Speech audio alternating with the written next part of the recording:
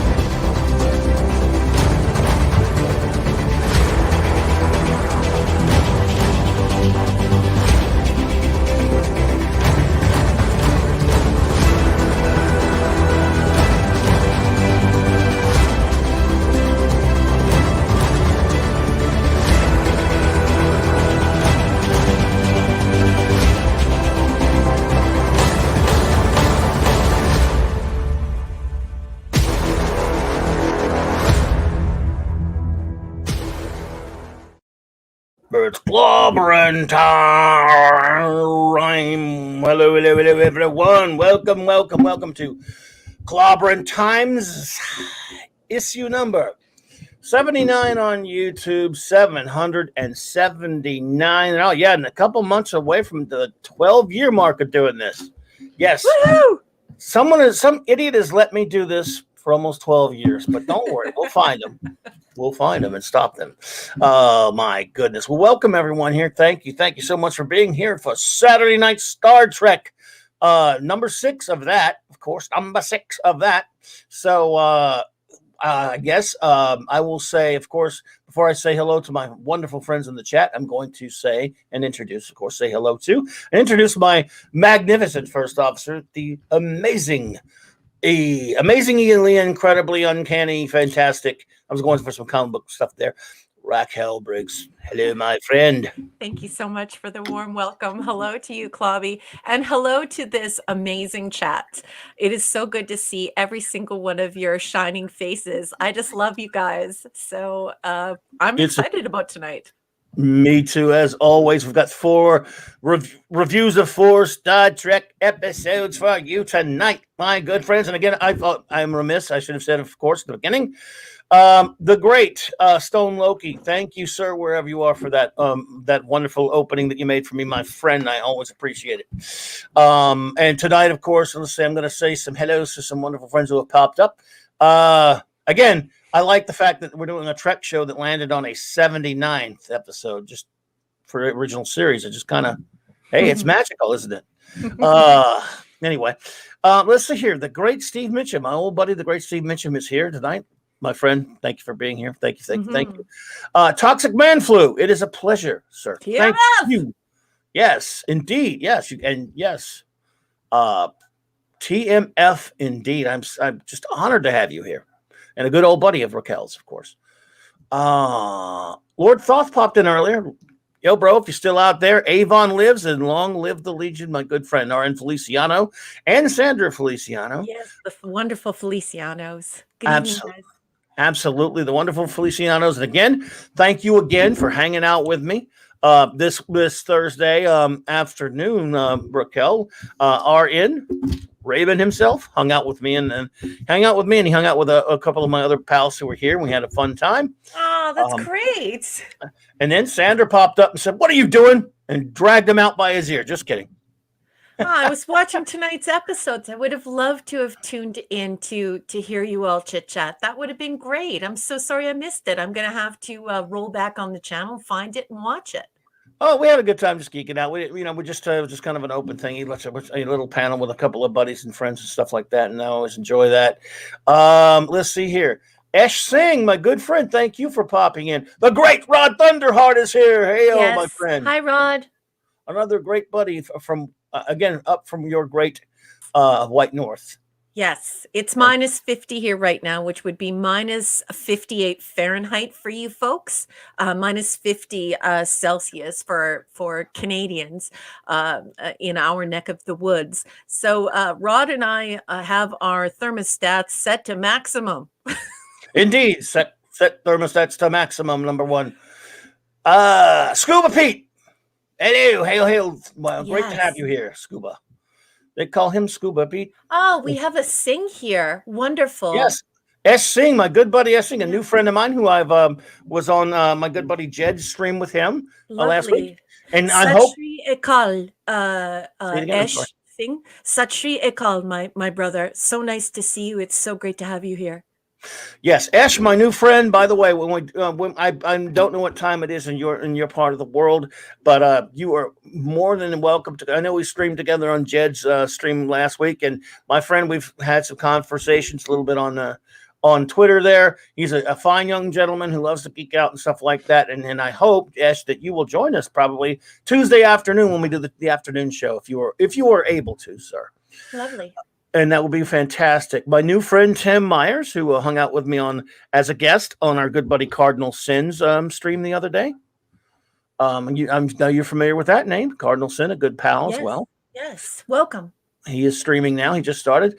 My new bud, Vigilante Williamson, VW.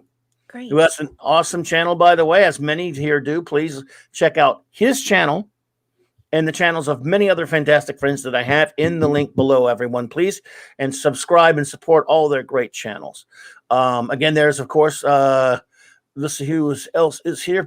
Mark with a C. I still haven't got that thing solved yet as far as figuring how to unblock or whatever. I can't figure it out, Mark, with a C, but I'm on it.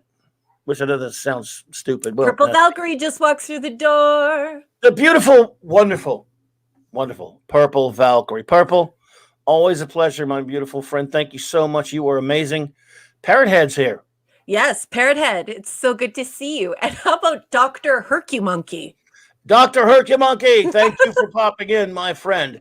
My good buddy Noel, the Irish Geek, is here. Noel. And of course, there's a link to his channels. Yes, two, but one of them, I think, is still up. I think I got a link down there below. If not, we'll have one put in. But I think I have one in my description below to my friend Noel's channel, Irish Geek. Thank you for being here, Noel. I appreciate seeing you. I hope you are well. Let me see. But again, I already said Lord Thoth, but he's worth another one because he's a good buddy. So Avon lives in LLL, buddy. Let's see here. Let's make sure we got all. Did we miss anyone? I'm gonna do a little scan and make sure. Scanning. Because we don't want to miss a single person. Every single person in this chat is important to our conversation here and important to us. So if we missed you, raise your hand so we can give you a shout out. So far, I think we're caught up. I think we're hanging. All right. I think we got it. But if we missed you, please let us know. Well, everyone, Star Trek. Oh, Fat Steven Seagal. I knew it. Hey, buddy. Fat Steven, my brother.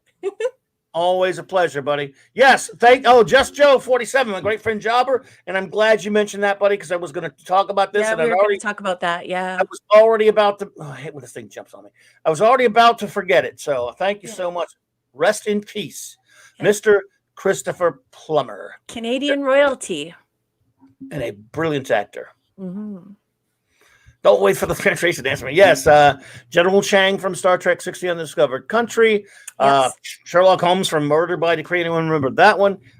And, well, only 50 bazillion movies? Yeah, it's if we started. You couldn't do that for a list as long as your arm if you were Rubber Man. Oh, yeah. What did you get me? We were away from...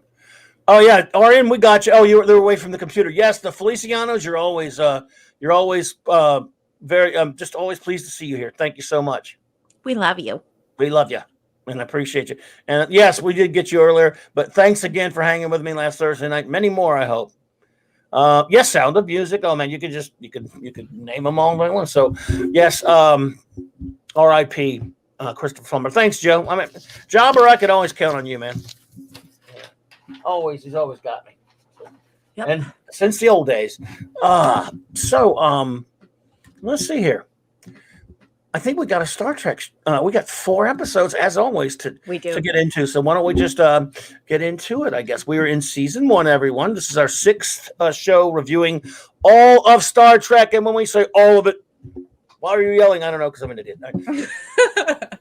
All of Star Trek. You're just pumping everybody up. You're like a DJ at a nightclub. Absolutely. This is Howard Cosell. And tonight on Saturday Night Star Trek. Why do I don't know what it is with the Cosell crap, people. I know no one knows who he is. Jesus. Sorry. But he's actually one of my husband's favorites, which is saying something because we're Canadian. And he knows Howard, huh? I loved Howard. He was so controversial. For back then, he was really controversial. And I just loved him. Yeah. Monday Night Football was my life back then. So, and of course, other things. And ABC's Wide World of Sports. So, but anyway, where we're at. Okay, so yes, we have we're in Star Trek. Katie Carr, good evening. Oh my goodness! Stop the presses. She is here. Just so happy to see you, Katie Carr. We just love you, and we're so. I'm sorry, Toxic Man. Flu, I have failed. He said I sounded like Regis Philbin. Wow, dude, thanks a lot. Oh man, I guess it did. I'm sorry, but that's only because I'm betting Toxic is too young to know who Howard Cosell is. That could be it. I'm going to go with that. Maybe. I hope. I don't know. No, I actually think that TMF may be older than I am. Just crazy. Oh, I got you. Well, there we go. That dashes that hope. I believe he has breached the half-century mark. Is he from my country or yours?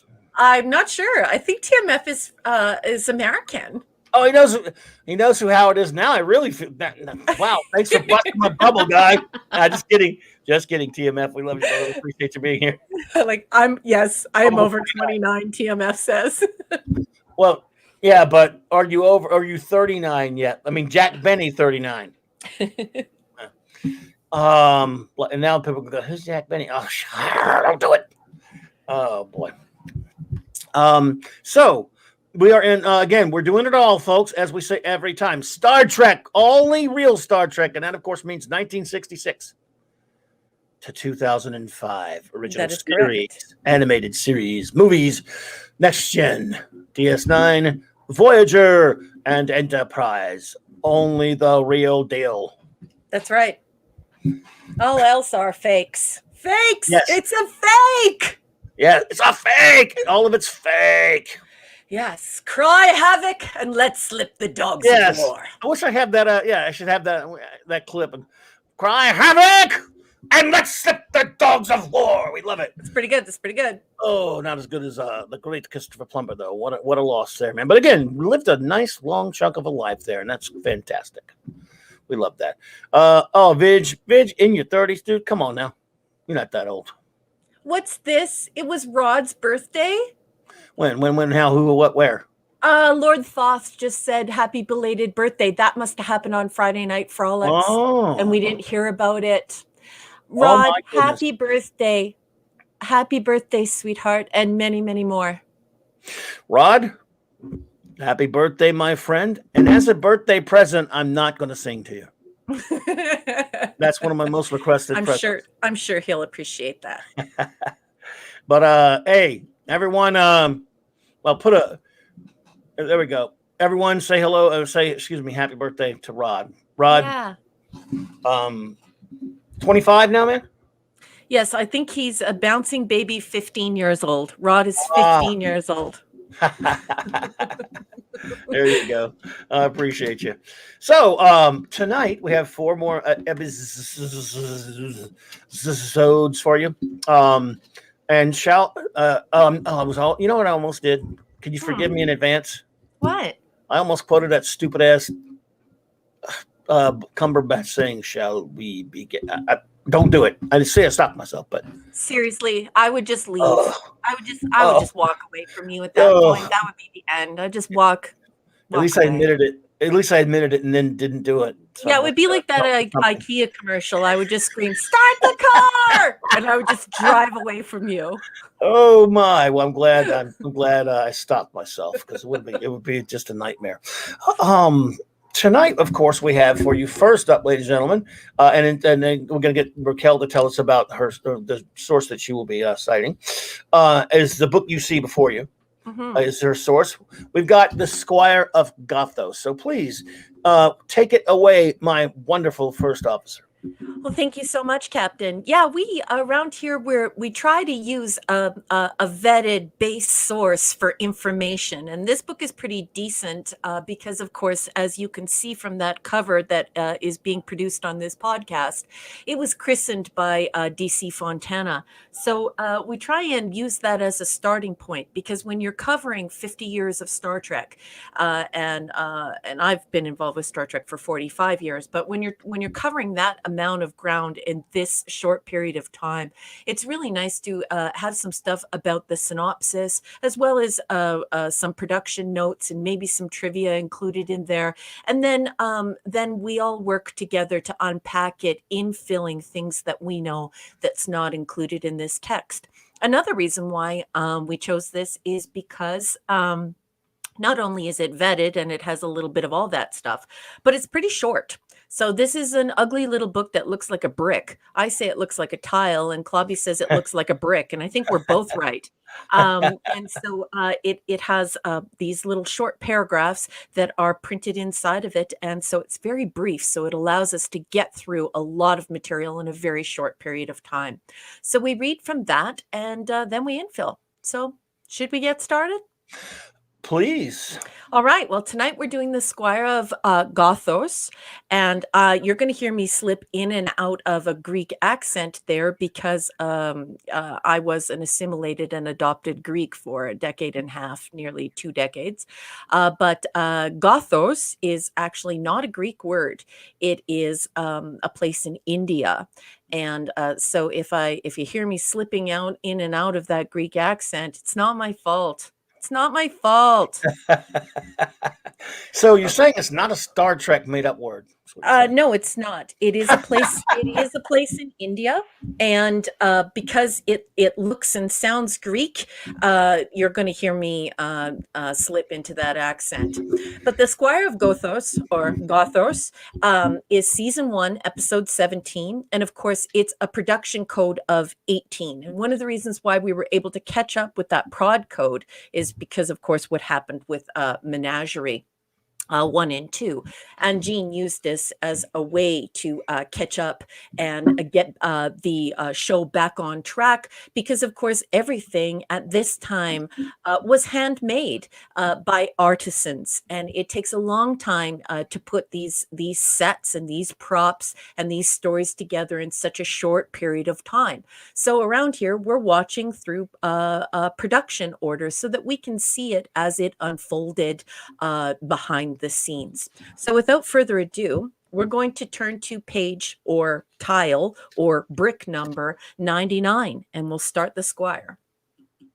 As Enterprise passes through a supposedly empty sector of space, sensors pick up a previously uncharted and presumably uninhabitable planet.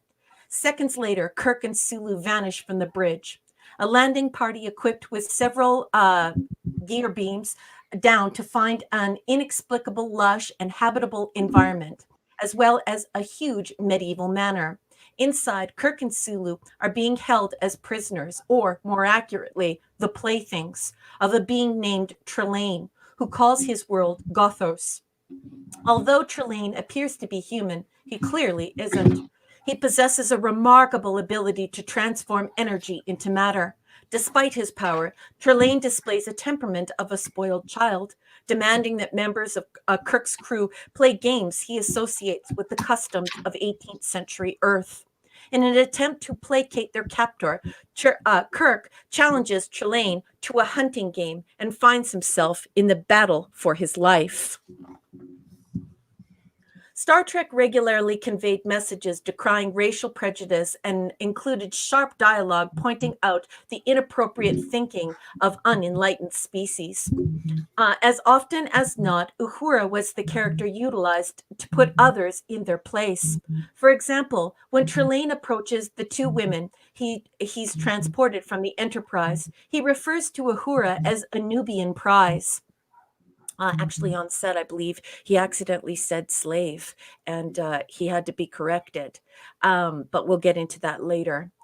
Assuming she is a possession belonging to Kirk. In contrast, Trelane likens the blonde yeoman, Teresa Ross, to the fair Helen of Troy, calling her visage the face that launched 1,000 ships. Quick Kirkley points out that Trelane's prejudice reveals an immature and unbalanced mind. A subtler and more amusing reference to race quickly slips past the ear in the episode The Naked Time. During his swashbuckling, delusional state, Sulu puts his arm around Uhura and tells her, "I'll protect you, fair maiden." Pushing him away, she responds, "Sorry, neither," or "Sorry, neither," depending upon if you're tomato or tomato. Perhaps the most interesting exchange takes place in The Savage Curtain, when Uhura lets Abraham Lincoln, or rather an alien presence standing in for Abraham Lincoln, off the hook for referring to her as a charming negress. Lincoln apparently realizing his mistake at attempts realizes his mistake, and attempts to correct himself. "Forgive me, my dear. I know in my time some use that term as a description of property." But Uhura graciously responds, "In our century, we've learned not to fear words." Nice. The name of Trelane's species love is it. never mentioned in the Squire of Gothos, and while Kirk and company would encounter quite a few quasi-omnipotent entities down the road, the Organians, the Metrons, just to name a couple, there were none with Trelane's childlike enthusiasm for masking mischief on a cosmic scale. That is, until Star Trek The Next Generation, fans of both shows have wondered for decades, was Trelane a Q? Is that the Q who made Picard's life miserable? A grown-up version of Trelane? Gene Roddenberry never answered either question, but he was reportedly amused by the notion, as writers and producers are known to draw water occasionally from the same creative well. It's possibly worth considering, if only for the fun of it. Some production design drawings consist of a series of abstract lines and are meant to provide a general idea of what the writers have in mind. Others are detailed and shaded to the point that they become minor works of art suitable for framing. Such is the case with the beautiful drawing Matt Jeffries designed for the entrance of Trelane's Manor, and it was recreated on stage with exquisite attention to detail. I'm not sure if you can draw that up on Google, but you could look up Trelane Manor and look up the drawing of it. But it's remarkable how close they were able to create this beautiful entranceway. I'll give it a try. Yeah. It's just absolutely outstanding, and the Felicianos have this text. So if they were to turn to tile or brick number 102, 103, they would see this beautiful Trelane Manor, just absolutely wonderful. And this is the kind of stuff that we're talking about here. This is this is getting into the meat and potatoes of it. There is no CGI here. We need to take our time and do a beautiful job with this television show. So this is why we fall behind, and this is why there are seasons and episodes, and then there are production codes. So we're definitely seeing a picture, the fourth picture in, we see the entrance to the manor, but I don't think that it's provided on the internet. You would need to buy the text in order to see it. But the drawing for the entrance to the manor is just absolutely beautiful. It's this 1, 2, 3, fourth in. Yeah, there it is. Oh. Yeah, if you could see the magnificent drawing that has been rendered here, it's just mind-blowing. The detail, it's most impressive. So that's all the block text has to say about this particular episode. I have a bunch of notes, but I think everybody's heard enough of my voice for a little while. So I'm going to throw it over to Clobby to sort of unpack what he thinks of this episode. And let's throw it to the chat. Anything to add to the Squire of Gothos here? Well, first of all, we could never have enough of your voice. So I disagree on there, but Kind. this is a lot. You know, I guess I sound like a broken record with this first season a little bit because this is a close, if not a top 10 or close to it for me. It's one of my favorites. It's interestingly, you side note about Trelane, the whole Trelane Q thing. There was a book written by Peter David, who was one of the finer of the Star Trek novels. I know novels don't count, but it was called Q Squared. That dealt with that very question. And if anyone's interested in just reading a good Star Trek story that does, well, at least make the case that he is, that's a good one. But I love this episode. It just William Campbell is terrific. First of all, what a performance by him, who we would see later in the season as a different character, as we all know. By the way, the great Carrie Fisher, Flash, has popped in. Great to see you, my buddy. And welcome. And the esteemed Project Storytime. Great to see you, my friend. Thank you. So nice to have you here. Absolutely. Thank you so much. Yes, Peter David has been a very good comic book writer at times, and he's been a very good Star Trek writer and Babylon 5 writer. So, anyway, yeah, I love this one again. Just there's so many wonderful, memorable moments. When one of my favorite Kirk scenes is when he gets taken out of his little stupor that Trelane has he and Sulu in. Yeah.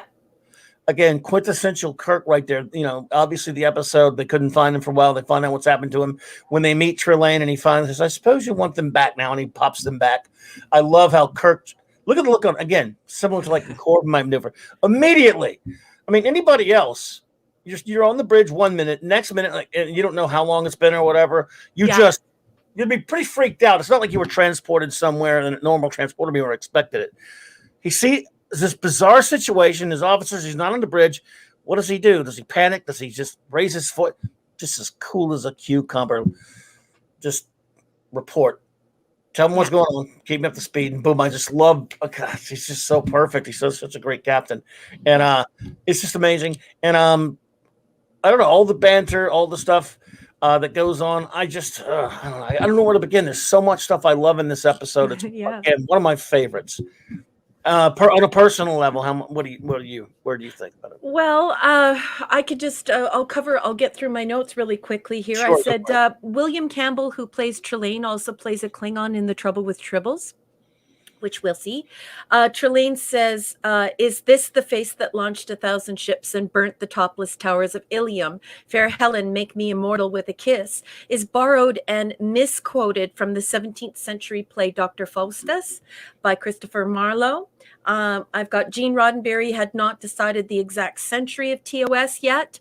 Kirk says the 18th and 19th century is 900 years in the past, placing TOS in the 27th century. Other scripts, and TOS Shore Leave, place TOS 200 years in the future. I also have notes here about how an M113 creature is on display in Trelane's castle and makes McCoy do a little double take because, of course, you know, when you see your ex.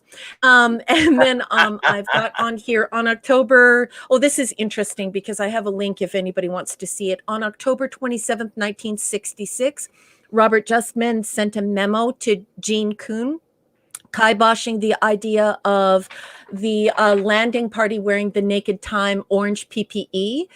He feared that the orange PPE, if used as protocol for landing somewhere, would become comical to the audience. We have Uhura saying Space Fleet Command, though the terminology of Starfleet had already been established. What else? There's a marvelous wig story. So William Campbell, and this isn't in my notes, I'm just going to tell the story extemporaneously. So William Campbell, he's about to become the judge, and he's about to conduct the trial over Kirk. They bring him out a massive powdered wig that looks like it belongs in something from Dangerous Liaisons. So one with, you know, this towering, puffy, poofy powdered wig. And he takes one look at it, and of course, he's an accomplished actor, and he says, well, that is not something to be worn by a judiciary. Well, apparently, William Shatner walked over and said to him, you know, don't make trouble. I've been working all day. I don't really need your crap. Just leave it. Well, I guess William Campbell turned around and said, well, I actually, you know, I want to get a hold of Gene Kuhn and ask him. So Gene Kuhn completely agreed with him. And then it went up to Gene Roddenberry. And of course, everybody said, like, no, we have to do this properly. So they finally went and got him a wig that didn't make him look like, a French courtier, or however you would say it. So there's that. And also, I wanted to let everyone know, especially people who are younger or people who are from Canada, there is a show called Star Trek Insights, and it has been transferred to YouTube. And if you would like to hear about the wig story, and you'd like to hear William Campbell tell the wig story, please go ahead and look up Star Trek Insights, and you will see that video. And it's lovely because it's Leonard Nimoy, and he's young, and he's devastatingly handsome, and he talks about this episode. And we hear right from the horse's mouth, we hear right from William Campbell about this story about Bill saying, just go with the stupid wig. And William Campbell saying, no, I want the real deal. And so that about completes my notes on this, unless I can think of something else while you're talking. That's about all I've got for you on this one. Well, it's a terrific episode. There are many wonderful scenes, of course, when Kirk challenges him with the mirror machine scene and stuff like that. Again, adapting immediately to a situation like the great captain that he is. Just suddenly, you know, he's pretty much ascertained this is seemingly pretty powerful being. But they don't have, again, at this point, have no clue how powerful he is. He said, what? But you got to take a chance. We got to get out of here. And he shoots out the mirror machine after challenging him to a duel. I'm sorry. I keep thinking of that blooper. Bloopers. The Trek blooper of Campbell and Shatner. Yeah. I don't know if you watched the bloopers, if you've watched them a million times like I have. No, I have not seen this blooper reel. Where, oh God, where I was at, they were raising their voices. Was it?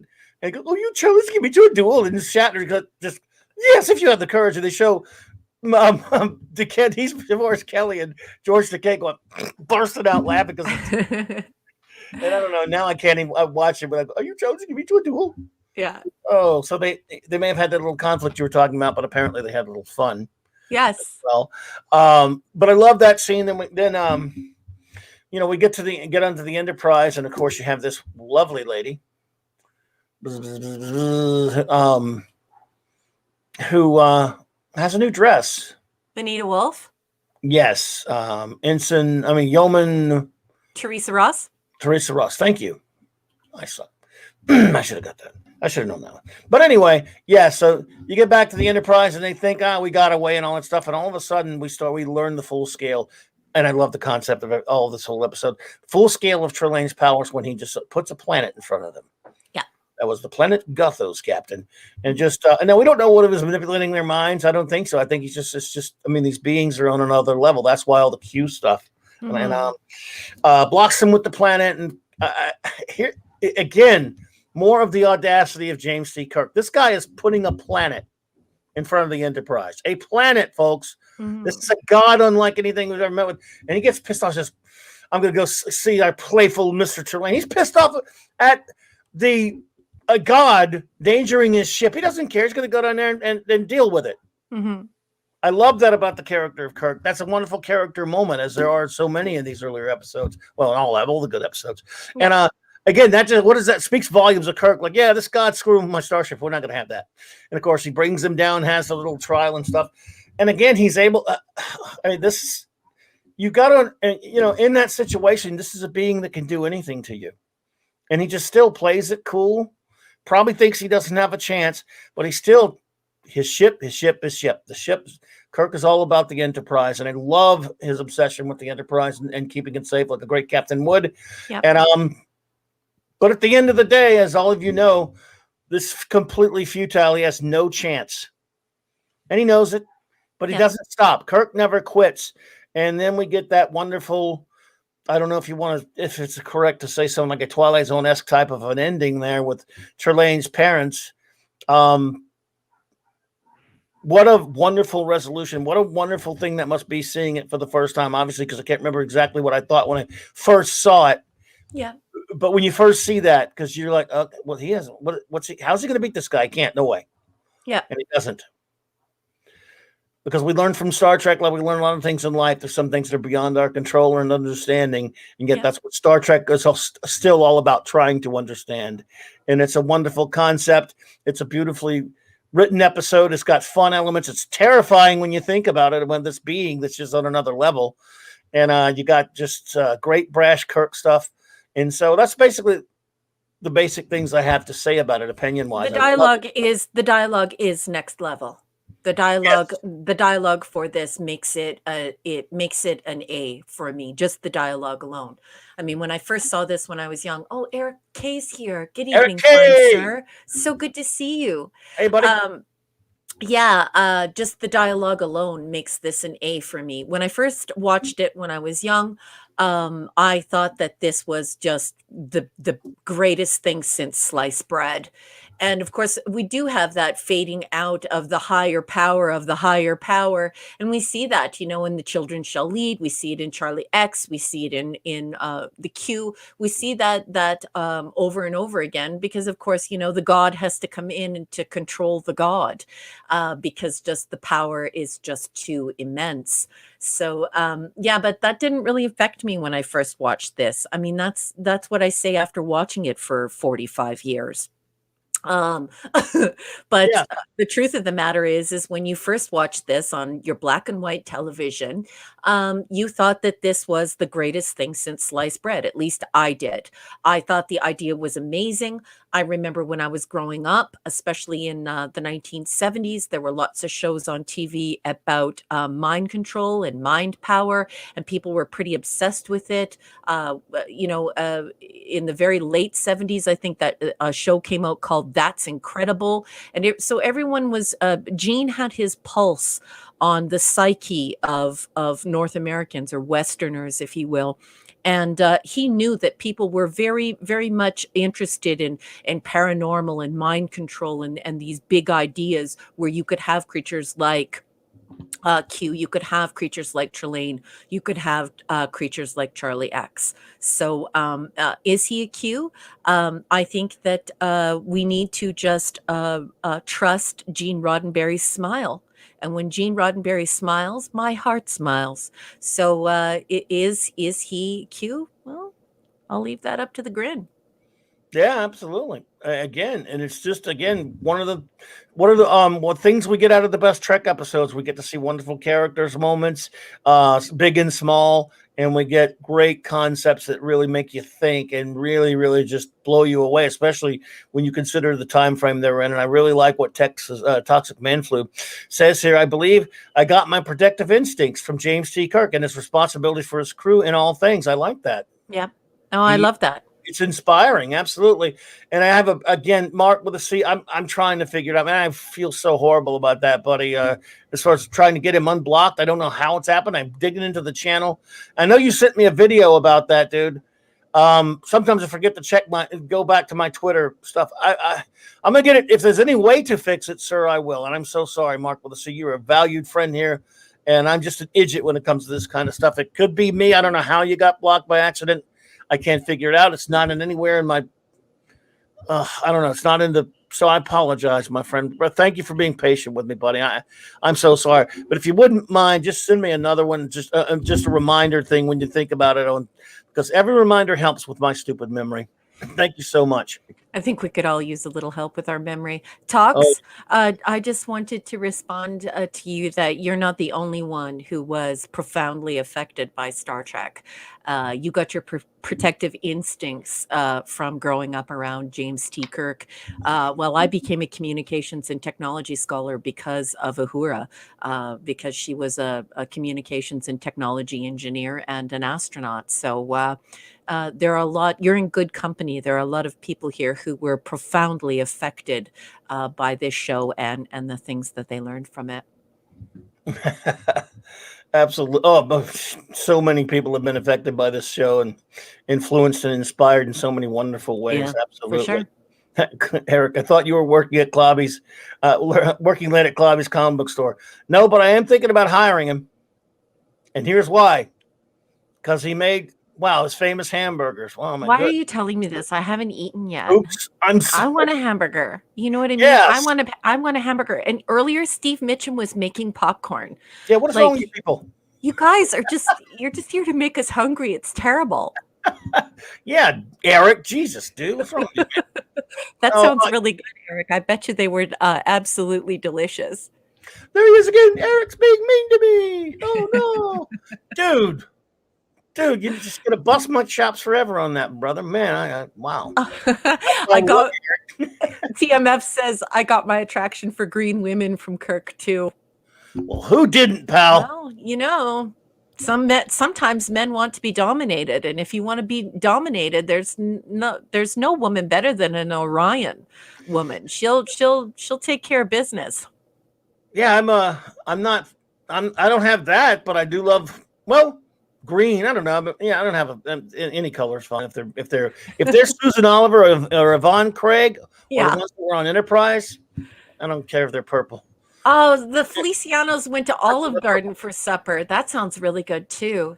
There you go. Unlimited breadsticks, man. Unlimited breadsticks. I'd love some, and absolutely, Katie Carr. What about a little justice for Clobby here? Justice for Clobby. Yes, the Clobby name is my own fault, by the way.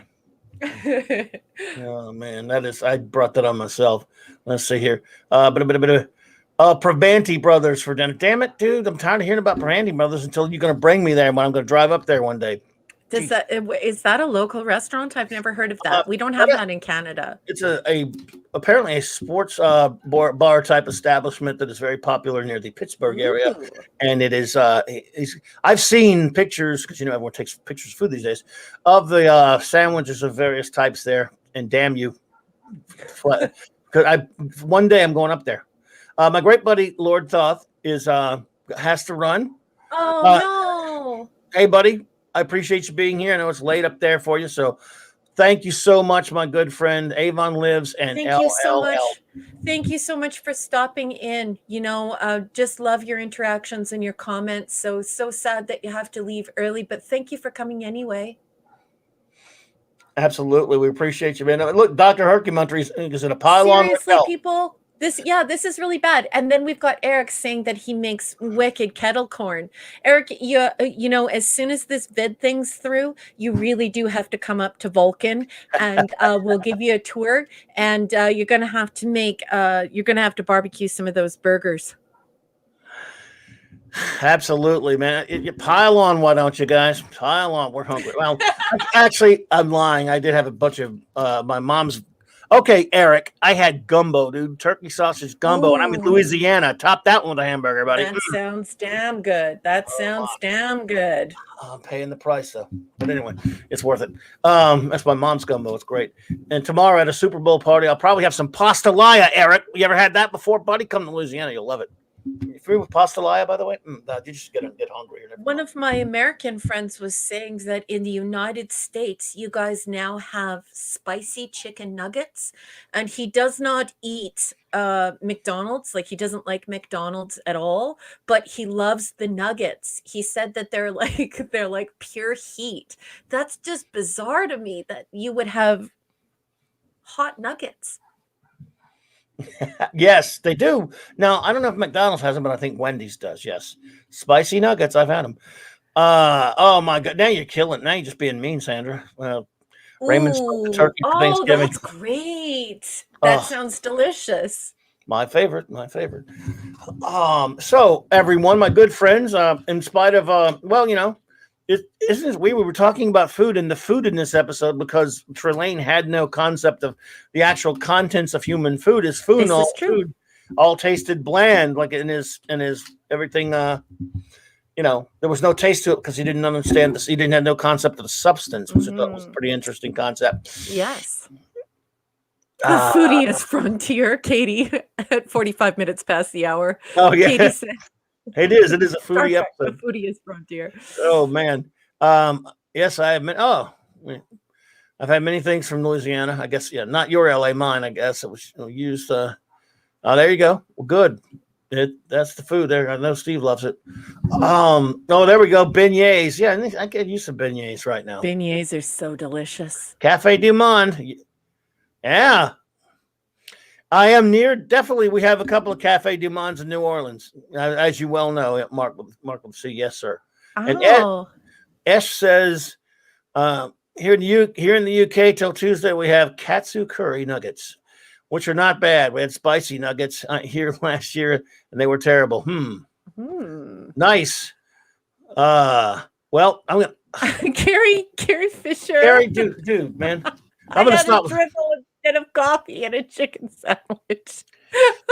Oh my goodness! That's my chicken sandwich and coffee. Have you ever been to Po' Boys? I've been to Shreveport, but not that place. I've had Po' Boys there, but I'm not there. But I've had Po' Boys, but not there. Must be a place called Po' Boys. Well, anyway, here we go. Let's get a rating from everyone. The Squire of Gothos, my hungry chat. What is your rating, or how do we do this? We're going to do ours first. I'm 100% giving this an A. I'm going to throw it to the chat. Chat, you can be a university professor. This is the University of Star Trek. So you may give a letter grade, or you can give a number. Usually we do a scale of 1 to 10.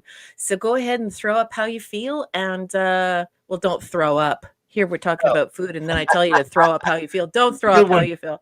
Yeah, just go ahead and post your rating. I'm going to give this an A. Not only because I think that standalone it's wonderful, but in socio-historical context, when I'm thinking about it, when I first experienced it, this I don't think TV gets much better than this, especially science fiction. I think this is a very clever idea. And if you go back and rewatch this episode, the dialogue, especially delivered by William Campbell, is it's outstanding. So A from me. Absolute A from me as well. I love it. It's a wonderful episode. I think our first. All right, we have some ratings now. Our buddy Scuba Pete says B+. Gotcha. Our buddy Raymond Feliciano goes with an A-. Thank you, sir. We got a solid 8 from Flash using numbers. There you go. Good. Mark with a C is a B+. Has a B+ for us. We got an A from Sandra. Oh, Sandra, I just remembered something that would be of importance to you because you were mentioning his jacket. You should know that that jacket was used by the band The Monkees for some sort of television show or something that they did. I don't like the Monkees. I didn't grow up liking that sort of thing because I grew up in a band, so you don't really listen to the Monkees. But if you're a serious musician, I guess, whatever. Yeah, they use that coat. I'm not sure which guy from the Monkees used that coat, but there's a piece of trivia that you probably won't hear of often. I think it was Michael Nesmith, but don't quote me on that. But I will say the Monkees were not a real band anyway. It was a TV sitcom show. Was it? Okay, good. Became a pop band later, and they have some. I actually like a lot of their music, but they started as a sort of a satire series, or sort of satirizing the Beatles in a sense. It was a sitcom from the either late 60s, early 70s, somewhere up in there, which I used to like. It was a fun show. Lasted maybe like 3 years, and they had some great songs that they started putting out later. But they started. Technically, they're not a real band. They became one later. So people like to joke about the Monkees were not even a real group. Yeah. Said. But so that will be an A from Sandra. Our buddy Eric K goes A. I agree. I'm an A as well there. 9.2 of 10 mozzarella sticks. Oh, that's a You're low terrible, blow all there, talks. TMF. That's a low blow, buddy. Dr. Earth the Monkey with a B plus. Right. Our wonderful friend Katie gets an A, but Yes. it gets it because she's a history geek. Well, Mhm. that's a good enough reason. I love that episode. I'm right there with you, Katie, on that one. Period dress and period speech is quite charming, isn't it, Katie? I love it too. Absolutely. Love it. Love it. Our buddy Rod Thunderheart, an A, a very well written episode And indeed. Rod is a published author, so Rod is really connecting to what I was saying earlier, and I completely agree with Rod. The dialogue in this episode is just outstanding. If you go back and rewatch this episode, wow, you're blown away by just how intelligent the exchanges are and the dialogue. It's so good. I wish that we could even scrape the bottom of the barrel of this episode in our modern television, certainly science fiction. Absolutely. Absolutely. Greetings and hail to Moira Kitty. Moira Oh, good Kitty, evening. thank you for popping in, my friend. It's always great to see you. Anyone other ratings from anyone? Anyone want to get a rating in there? Ash Singh, I think he says that they're all a 10. He just says, this is real Trek. No matter how bad an episode before STD, they're all 10. Okay, I must have missed anything to get that one. I was scrolling back. That's okay. Well, I can't argue with that, buddy. Can't argue with that. Thank you, S. Singh. Appreciate you. But let's see. Make sure. Okay. Yeah. Thank you so much, S. So, Go to 51 minutes past the hour. TMF. Go to talks. Oh, so great. If an arrest record counts, I'm published too, Talks says. yeah. An arrest record, a record, it could mean you're also musical. Yes. Excellent. Well, there we go. I suppose we should get on to the next episode, which would be. Well, that's going to be The Arena, Season 1, Episode 18. And we're on prod code 19.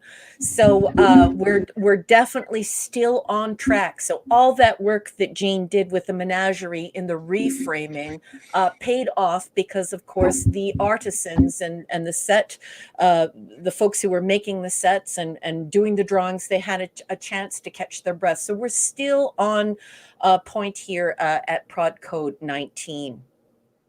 And without further ado, I'm just going to get into it. If you'd like to turn to your brick, also known as Star Trek 365, written by Paula Block, we are on 103-104, The Arena. Upon discovering the destruction of a Starfleet base on Cestus 3, the Enterprise gives chase to the Gorn spaceship that's responsible for the damage. As the two ships cross into uncharted territory, they're halted by a powerful species known as the Metrons, who accuse Kirk and the Gorn commander of trespassing. The Metrons opt to settle the conflict by forcing Kirk to fight the Gorn commander in hand-to-hand combat on a nearby planet. That's actually incorrect. I'm just going to stop right here. I haven't read these notes yet, but they're not on a nearby planet. They're on an asteroid. So that is incorrect information. However, I will continue. Correct. Yes, gotcha. The winner will go free, while the loser will be destroyed along with his ship and crew. Kirk realizes that the Gorn are immensely strong, man-sized reptiles, and that their commander would readily defeat him if strength alone were to determine the winner. Is the captain resourceful enough to prevail through other means? Despite Kirk's justifiable anger over the destruction of Cestus 3, he finds that he can't bring himself to kill the Gorn commander, even in the face of the Metron's assurance that the Gorn would surely have destroyed you. Kirk has come to understand the Gorn's actions. He's even willing to admit that the Federation colonists may have been in the wrong. The theme of compassion appears repeatedly through Star Trek. It's what makes us, representatives of the Federation, better than them, the bad guys like the Klingons and the Gorn. Kirk is willing to admit that he is a barbarian And he does so in several episodes, but he's also quick to point out that he's an enlightened barbarian, meaning that he can choose not to kill, and therein lies the advancement of his, and thus our, civilization. Given that the show first aired during the era when US conflicts in Southeast Asia were escalating, the audience could have easily related to Kirk's philosophy. He wasn't a pacifist, not by any means, but I'm sorry, but he trusted his instincts and avoided killing when he could. His reward was that the all powerful Metrons paid him a compliment. We feel that there may be hope for your kind. Therefore, you will not be destroyed. On to Tal 105 106. On December 29, 1913, a young filmmaker named Cecil B. DeMille started shooting Hollywood's first full length motion picture, The Squaw Man, in a barn on Vine Street. Since that day, Los Angeles and surrounding area have served as the location for countless films and television episodes. These days, oft-filmed streets, buildings, hillsides, parks, and cemeteries were readily recognized as by astute viewers. During the 1960s, however, the general public was not thought to be quite as savvy or well-traveled. A shot of a jet age architecture of the theme building at Los Angeles International Airport could pass for the exotic headquarters of a mysterious spy agency. And the very unique strata at Vasquez Rocks passed for many an alien world on Star Trek. Standing proudly just north of Los Angeles, the rock formation named after the famed bandit Vasquez was the backdrop for hundreds of early westerns, featuring vigilantes such as Zorro and cowboys like Tom Mix, Buck Jones, and Tim Holt. Gene Autry shot numerous episodes of his television show here, as did the producers of The Lone Ranger, Gunsmoke, and Bonanza, also The Wild Wild West, The $6 Million Man, and more recently, Monk, Bones, and NCIS. But Star Trek is very likely the show that is most closely associated with the location.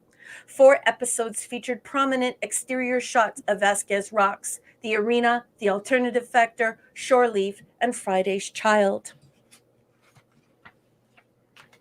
On the episode popularity scale, Arena stands somewhere in the middle of the pack. What makes it memorable is not Gene L. Kuhn's script, which was an adaptation of a well-known short story by science fiction writer Frederick Brown. It's The Big Green Guy. The Gorn is one of the most prolific Hua Chang best-known designs, and his design that people remember, not the plot line. Yes, the Gorn is yet another man in a rubber zippered suit, but original viewers, particularly young ones, took to the biped lizard with an affection they'd never extend to the Mugato, the creature in a zippered suit from A Private Little War. The Gorn became an instant classic and to this day remains one of the most popular action figures based on a Star Trek character. The lines separating departmental responsibilities in the film and television production appear to be arbitrary. For example, the costume department is responsible for creating rubber creature suits like that of the Gorn. But if that costume requires any special accommodations, such as waterproofing or rigging to keep the actor comfortable while wearing it, those needs are the responsibility of the special effects department.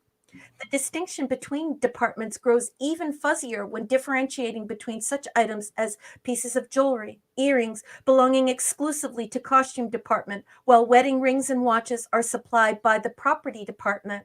The property department is also responsible for any type of helmet, even though the helmet wearer may be dressed as in a matching uniform created by the costume department.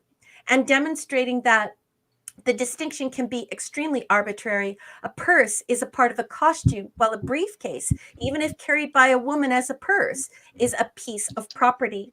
These odd distinctions developed and were codified through the history of film production. In general, the very first time an item was needed for a production, the department that supplied it became responsible for similar items evermore.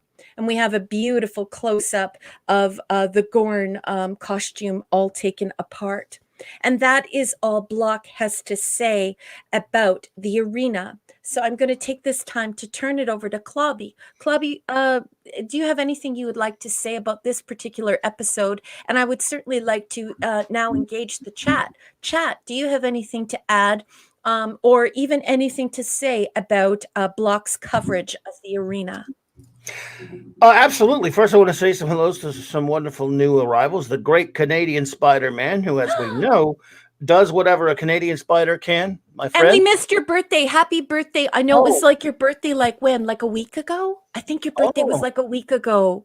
Happy birthday, sweetheart. Mwah, mwah, Happy birthday. And Apollome's Minion, thank you for popping in. I'm always pleased to see you, my dear. Thank you for popping in. Bruce Lombardo, good buddy. Always a pleasure, my friend. A side note before we talk about the episode a little bit, just so, sure. As we all know, not a side note, it's a side note to the episode. As we all know, the story by Frederick Brown, which was adapted, some have said, now again, I've read other places, you may have different info, where that Gene Kuhn and others realized that when they were going to adapt this story, they could have probably gotten some trouble, so they just went ahead and paid the writer Frederick Brown to adapt it. It was a much older story than this. Yeah, well, the thing is that's exactly where my notes begin. So I, cross-referencing several other sources, it's very clear that not only is Paula Block incorrect about it being on a neighboring planet, it was actually an asteroid, but she was incorrect about that too, I believe. As an editor, I would have fact-checked that and got that out of there.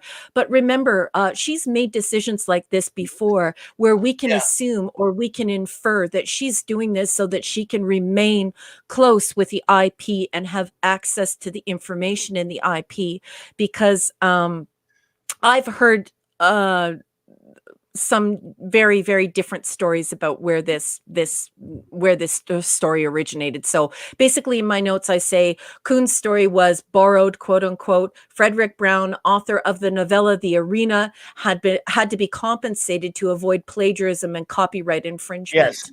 And then underneath, I just put, notice how at the beginning of this whole series of shows that I've been doing with Clobby, that I warned everyone that the prevailing attitude amongst the younger viewers is this bevy of authors with Gene Roddenberry as a producer, and it doesn't ring true. Episode after episode, we have complicated stories about authorial credit, and Gene doing a lot of writing he never got credit for.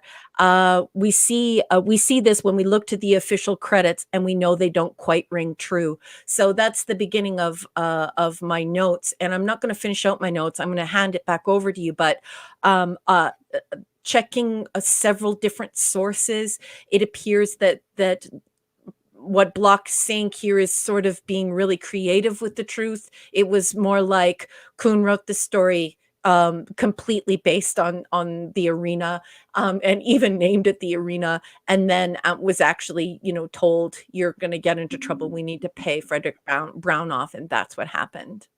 Oh, yeah. No, I wasn't really disputing that. I was saying, just as a side note for those who might be interested, or just for the fun of it, I've never read the actual story, but in 1973-ish, I believe, little show and tell here, Marvel Comics did an adaptation of the actual story, not of Arena, mind you, because they didn't have the license to Star Trek. They adapted the Frederick Brown story. Yeah. And here is a little look at it. They did it in a magazine format and a comic book format, and Worlds Unknown. You could actually find this. I've read this story online just to kind of, if you want to see how different the original story, because this adaptation adapts the short story. Yeah. And just, it's kind of fun to look at. If you ever want to just go online and see, how different it is from what was adapted. And then, of course, there's the story itself. Let's see, it was in magazine form and in comic book form, things like that. So, yeah. And when Marvel was doing all those science fiction mags back in the 70s and everything. So, anyway, if you're interested in seeing what the original story by Frederick Brown was like, there's that. There's also, you can even find the actual prose story as well. But anyway, that's just a little bit of fun trivia for you on the episode. I really do love the episode. Again, it's a wonderful concept. you talked about how they got something a little bit wrong about the asteroid and things like that. They also, if you'll remember, in the wonderful episode of Deep Space Nine, Trials and Tribulations, Tribulations, excuse me. Yep.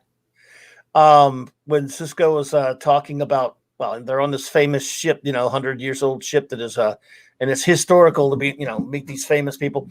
And he said, of course I'd like to meeting Kirk. Of course I'd like to meet him.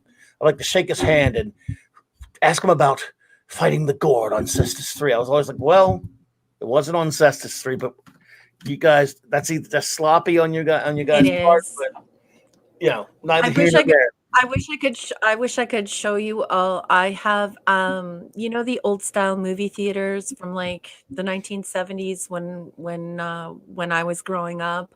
I have a full size movie poster of the battle. And I forget who makes the poster, but it's meant to look like something out of 1984. So it's got like this really retro tea-dyed look to it, and it's just magnificent. So I guess I'm throwing that out there to let everyone know that this is one of my childhood favorites. So for me, this is the very, very top of all Star Trek of all time. And what Paula Block did get right was this endearment to the younger viewers who were watching it when it first came out. So she is correct. I am one of those people. When I saw this when I was young, I was completely blown away by it. I thought the creature was absolutely gorgeous. I thought it was incredibly cool. I thought it was mind-blowing that there could be a creature that would move so slowly that they could they had an ability to transfer what this lizard reptilian thing was doing through this device into English. The fact that it had immense strength. There's just so much stuff around this episode if you actually watch it and if you place it in socio-historical context, which removes all of that campy fun out of it, and you realize what's actually happening on the screen. And it's just to me, this is outstanding. It reminds me of much later on. I think in the 1980s is when I discovered Swamp Thing. But it's that kind of endearing quality to me. I absolutely love the Gorn, and I love this whole story. And I'm so happy to Friedrich Brown for sharing this story with us, and that we get to have this as Star Trek fans, because it's just so good. It just makes my heart soar. It's a beautiful story. It's a beautiful episode, and people like to make fun of the Gorn, and the way he looks and all that kind of stuff. I'm like, look, it's the story that counts. It's the script that counts. And it's just it's quintessential Star Trek. For the second episode in a row, we have an omnipotent species, and yet the very contrast to Trelane. This one is an enlightened one. This one it's not a child like Trelane is. Yes. And wow, we just learned so many. Again, Kirk, we know how he can get when he's searching for justice, and I just love how he was really, really angry. He was ready to go to war with the Gorn. And again, this is one of the wonderful things about Star Trek. One of the wonderful things about Kirk. He is never above learning a lesson himself. Yeah, he's never above when he finally clears his head from his anger, thinking and becoming a thoughtful, evolved being. And it's just a wonderful scene all the way when he finally has a chance to kill the Gorn captain. How about when you're a kid and you're thinking about how you make gunpowder? Like that was just mind blowing to me. Like, I was a kid who grew up around caps. Everybody had a cap gun, and you could smell the strike of the cap gun. And I completely agree with Mark at 7 minutes past the hour. This slow version of the Gorn is much more scary to me, not the CGI Gorn. I completely agree with you, because the idea here is this: people think that people just don't get it.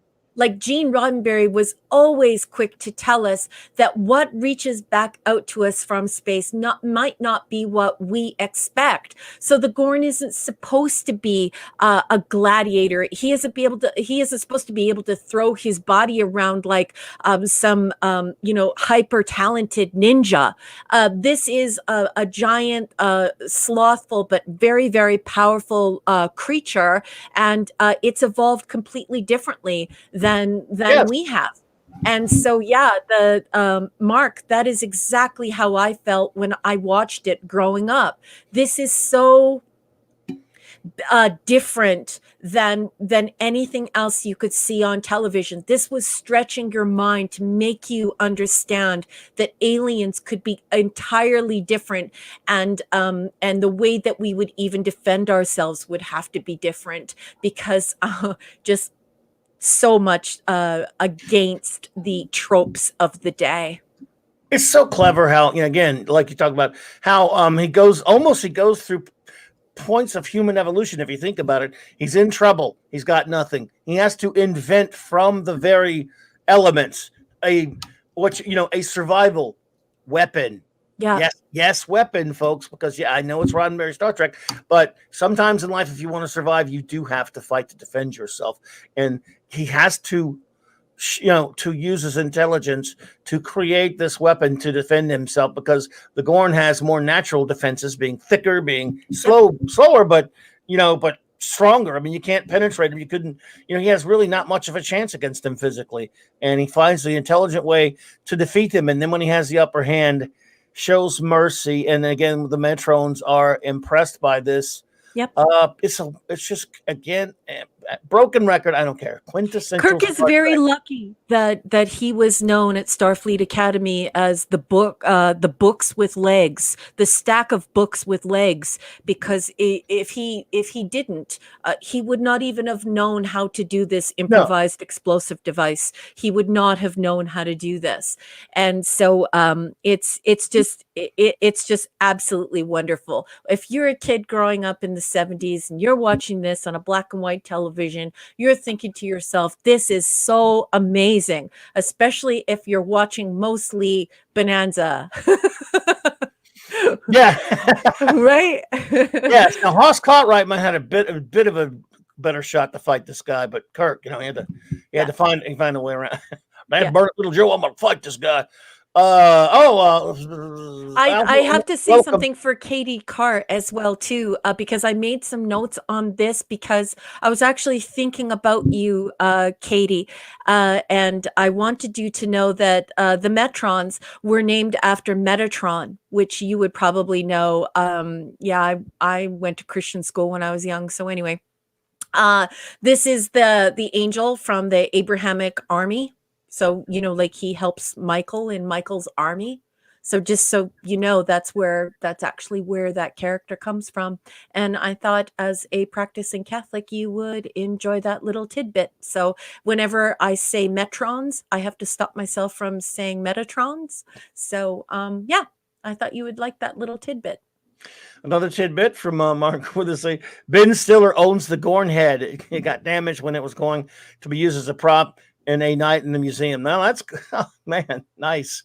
Oh, crap. You raise an interesting point though, Mark. Like in these production notes, one thing that I do have to say for Block here is that it's really cool to know that the Gorn taken apart might be in different departments. How bizarro world is that? That the protocol of this of these films, these filming companies and these television studios means that the Gorn may be in all different places, like Data, like when Data got taken apart. It's just bizarro world. Where's the Gorn's head? Oh, it's at Ben Stiller's.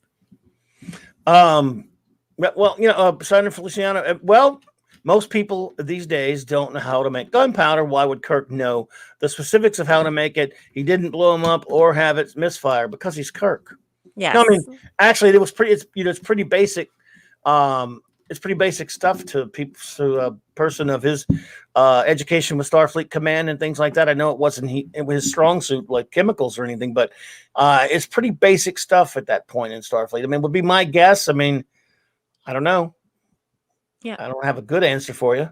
Yeah. Well, other than the fact that he was known in Starfleet as the stack Stack of of books, books with the legs. stack Yep. of books Yep. with legs, That's right. and when we look at what he went through, he would have been reading lots of things on philosophy and war. We know that about him, and that's why he is such a developed and impressive tactician. So we would have to assume that the basics of gunpowder would have made it in there. There you go. I mean, that works for me. Toxic Man Flu says, "Hyper talented ninja is my stage name." I love you, Tox. After reading my dad's 1950s and 60s sci-fi books, seeing Star Trek was my first experience with seeing an outside of my mind. Yes. Nice way to See, put it. that's what I'm talking about. What a beautiful way to put it. That's exactly what I'm talking about. Just, yeah, and just imagining something that's not typical and not the typical way that it is imagined, and it becomes the physical manifestation on television. Just so different than what we were used to seeing. Great comment, Talks. Yeah, Mark, that is true. This is what I'm getting to, right? Oh, just like when you Like a think cannon. about your cap gun, when you think about all the crap you had when you were young. I mean, we were kids who had lawn darts and slingshots and cap guns and the cigarettes. Do you remember the Popeye cigarettes where if you blew on them, the powder came off of the bottom of them? This episode shows how smart Kirk was and why he can beat Spock at chess. Yes, this is true. He's creative. Absolutely. You ever remember that people were much better educated in the 60s when this was written? That's absolutely the case. Absolutely. So, Yep. a good point. What's Absolutely. that old saying? In 100 years, we've gone from kids in elementary school learning Latin and Greek at the same time as they're learning all of their other studies to teaching remedial English in university. So, Steve Mitchum, bravo. Excellent comments, sir. Mwah, mwah. Yeah. Yeah, absolutely. Except for me, I'm an exception to that because I was in the 60s, but it didn't work for me. But yeah, I got you, Steve. Scuba Pete candy cigarettes, right? I Candy cigarettes and Mojos. Is there anything God. better in the world than candy cigarettes and Mojos? Oh, those things were chalky. We're going to start the old candy corn argument, but with candy cigarettes. Yeah. Oh. Yeah, yes, exactly. Well, if you did break the hammer on your gun, your actual hammer on your actual cap gun, yeah, the next thing you could use were like rocks or your mom's meat tenderizer. But if your mom found out that you were using the meat tenderizer, you're probably getting a lot of trouble. Yeah, but Steve is putting his foot down. You apostrophe pluralizers. You.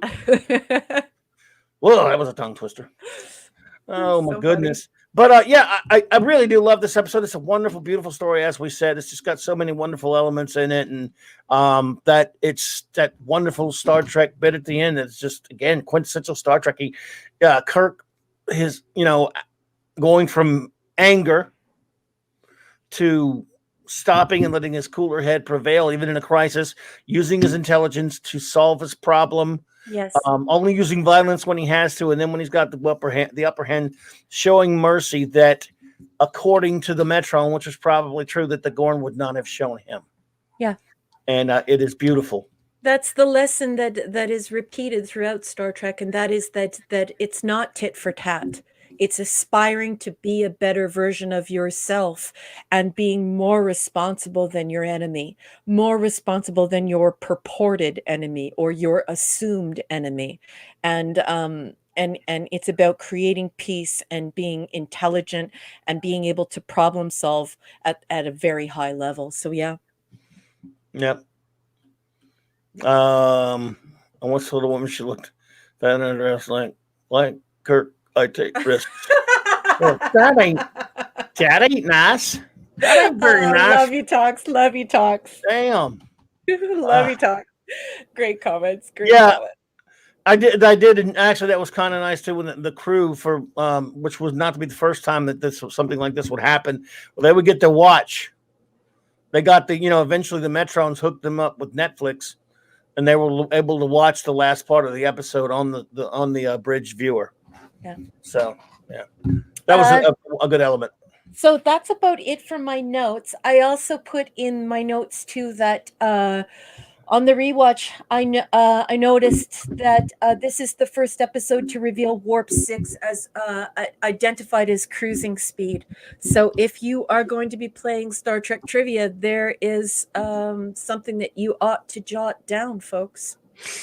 Yeah, Scotty didn't enjoy that too much. No, and then they pushed it, and they went up to 7, and then 8, and it was quite scary. But to say that 6 was cruising speed was something that was pretty remarkable, and and that gets called up in trivia so quite a bit. So take note of that, my Star Trek nerds and geeks. Indeed, warp 6, 7, and 8 in Arena. Excellent. Well, wonderful episode. We've talked about it a little bit. You've given us some wonderful information on it as always. I really love this one. So everyone, I will get this. I'll get Raquel's rating on this and give you mine. But everyone in the chat, please let us know how you rate Arena. Well, for me, this is iconic. It's iconic, and in socio-historical context, there's not a single campy thing about it.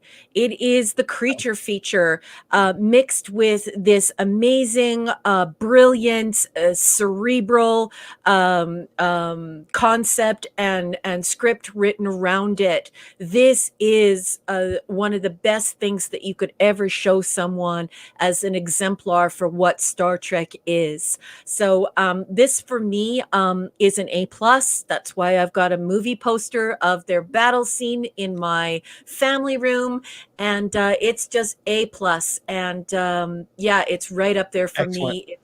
It's the top. It's the tippy top. It's the cream of the crop. Hell, that is a absolutely deserved rating. I'm going to go with an A myself, and our good buddy Raymond Feliciano will have an A. My good buddy Steve Mitchum, so again another A. Yes, that's 2 A's for me as well. Scuba Pete went off the chart, an A plus plus plus plus plus. Yes. My goodness. That's probably because he's actually Scuba Pete. Like, do you know what I mean? Like, this guy's been in the ocean. He's probably come face to face with a lot of creatures that look like the Gorn. You know what I'm saying? Indeed. Scuba Pete. He's got cojones. They call me Scuba Pete. All right. My great buddy Flash, Carrie Fisher, 10 out of 10. Excellent, sir. It is just like my delicious juicy. Oh, now you just why are you gonna look? You can be mean to me, man, but you should be mean. Terrible, terrible human, Eric. I love you. How could you do this to me, man? Wow, it's just cruel. Damn you, sir! Damn you all to hell! An A from the troublemaker, Eric K. Yes. A+ from our old bud, yes. Rod Thunderheart. The wonderful Sandra Feliciano will be an A. Apologies Minion, again, we're going to get these off the chart. A++++. Yeah. It Nice. really touches people. This is such a great episode. A from Alpha Omega, absolutely. Dr. Hercumonkey in a very clever one. A, Dorn classic. Nicely done. My gosh, I wish I wish I could pin a sticker on that, and I like it. That is such a good rating. I think we got everybody. Oh, there, Mark with a C is an A+ as well, and we have an A from our wonderful friend Katie Carr. Thank you, Katie. And so, wow, this is a top A. Listen to me. This is A top notcher with a highly rated episode. Well, with real nerds and real geeks, this is one that's close to the heart. This is an endearing character. This is an endearing moment from your childhood. This feels a lot like you would feel about Data. This feels a lot like you would feel about Kirk. This is an enduring moment from our childhood. This is a huge moment for Star Trek. But I just want to turn for 2 seconds, two wags of a dog's tail, to my friend Scuba Pete at 23 minutes past the hour. He says, I've been next to an 8-foot green moray eel that reminded me of a Gorn, especially with the teeth. And yeah, that's exactly what I was thinking of, Scuba Pete. I have only gone snorkeling 3 times in my life. And one time I went snorkeling, I was in with stingrays and nurse sharks. And so when you're in there and you come face to face with these creatures, it's pretty scary. And sometimes the scary is mixed with the sublime. You have this sense of awe. And yeah, I love what you do, Scuba Pete. Such a cool way of life. I think you're just intensely brave, and your totally cool stories are always welcome here. And the eel looked at him and said, "I will be merciful, Captain." Yeah. Yes, indeed. Well, it couldn't last, could it? No. No. Dun, dun, dun. Right, everyone. Now, the moment you have not. No one's waiting for this. Please don't leave. Don't boo. Yes. Don't hiss. Do not throw tomatoes and vegetables at us. This is not our fault. We cannot walk naked down the cobbled streets so you can pelt us with vegetables. This is not our fault. This just happened. Crap happens, folks. And so we don't make the news, we just report it, folks. Now for the alternative factor.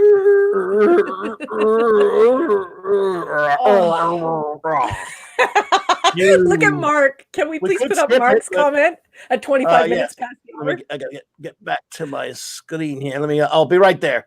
Yeah, no problem. Let's see. All right, folks. This is punishment for all that food talk earlier. I love it. Yeah. I like this one. 25 minutes past the hour mark. He says, "Can we just skip the next episode? It was painful to rewatch." You rewatched it? Clobby and I were talking about this, and he said, "Raquel, you rewatch everything," and we were talking about the alternative factor, and I just said, "Can I tell you a little secret?" Clobby, when I watch the alternative factor, because I rewatch every year, I actually passively watch it because I'm so annoyed. So I was telling Clobby that I do the laundry, or I cook supper, or I bath the dog. I do whatever I can so that I don't have to focus on the episode because it's just so weak and annoying. So I totally agree with you. Well, let's just suffer through this together, shall we? I like Raymond. Do you see Raymond? Raymond's like, sigh. I'm sorry, Flash. All ratings to be taken after we tell you how fantastic and wonderful this episode is. If you want to see Clobby naked, just watch Fan Four Stick. He's naked in the whole thing. I mean, the thing, No, sorry. This is probably not as bad as Fan Four Stick, this episode, so it's close. It's not. Sandra Feliciano made cupcakes? Did you bring enough for the whole class, Sandra Feliciano? No, you didn't. Shame. And I bet you her cupcakes are awesome, too. So I shouldn't mention that my mom made me some great chocolate cake that I have to eat after the show. Huh? Don't mention that is what you're saying. Don't. I would say this is a gem. This might be one of, I don't usually use this vulgar word because it's just not really up my alley. I don't really like speaking in an unsavory way, but I would call this a turd, not a gem. You know what I mean? This would be polishing a turd, unfortunately. And I do apologize for my base diction. To quote Edith Keeler, as someone out there has probably said, it's time to pay for the soup. Unfortunately. So here we are, the alternative factor, season 1. But listen to this very carefully, folks. And this is one of the reasons why Clobby and I decided to do the production order, not the broadcast order. Hey, Wes Moody. Go ahead. Sorry. Oh, welcome, Wes. Season 1, episode 27, but prod code 20.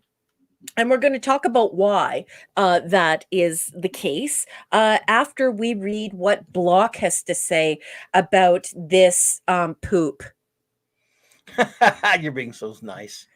It's just absolute shite. I do apologize, but let's just do this, folks. Our first time we get to see Wes Moody, and he has to hear us do this episode. Sorry, buddy. Go ahead. Yeah. Wes, you came in the room at the wrong time. Here we go. While orbiting a lifeless planet, the Enterprise is rocked by a powerful energy pulse. The ship's sensors can't interpret the phenomenon, and Spock can describe it only in vague terms. For a brief moment, space itself winked out of existence. Starfleet Command confirms that the phenomenon was felt across the entire quadrant and believes that the massive disruption could represent a prelude to an invasion from an outside galaxy. With orders to find the source of the pulse, Kirk investigates the planet below, where sensors now show the presence of a human. There, Kirk finds Lazarus, an odd zealot who claims to be hunting a creature bent on the destruction of all life. Lazarus possesses a small ship that provides passage between our universe and its antimatter counterpart, where his enemy, actually an antimatter version of himself, awaits. Lazarus's initial attempt to travel between the two universes apparently caused the bizarre cosmic disruption that the Enterprise experienced. Now Lazarus wants the Enterprise's dilithium crystals so that he can recharge his ship and continue his hunt. And Kirk's refusal to provide them isn't about to stop him. Lazarus's insane obsession may endanger more than the Enterprise, for if he succeeds in crossing universes and confronting the antimatter Lazarus, Spock hypothesizes that both universes will be annihilated. Now we're moving to tile 109-110. The episode introduces an intriguing concept to Star Trek fans. Could a parallel universe, similar and yet different from our own, possibly exist? Unfortunately, this theme isn't even hinted at until the episode is halfway over. By that time, the viewer is thoroughly entangled in what appears to be a retelling of Moby Dick, with Lazarus as Ahab, pursuing a cosmic white whale as he shouts, "Find my enemy, find the beast, I'll have my vengeance." But while the production of every episode had its own unique set of problems, the alternative factor was cursed with more than its fair share. The severest damage seems to have arisen from an unfortunate early choice in casting. The role of Lazarus was awarded to up-and-coming actor John Drew Barrymore, scion of the famous Barrymore clan and father to actress Drew Barrymore.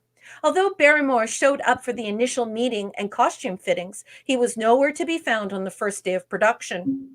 The role was hastily recast with future Here Come the Bride star Robert Brown, but such disruptions always create a ripple effect, triggering costume alterations, script revisions, rescheduled days, and so on and so forth.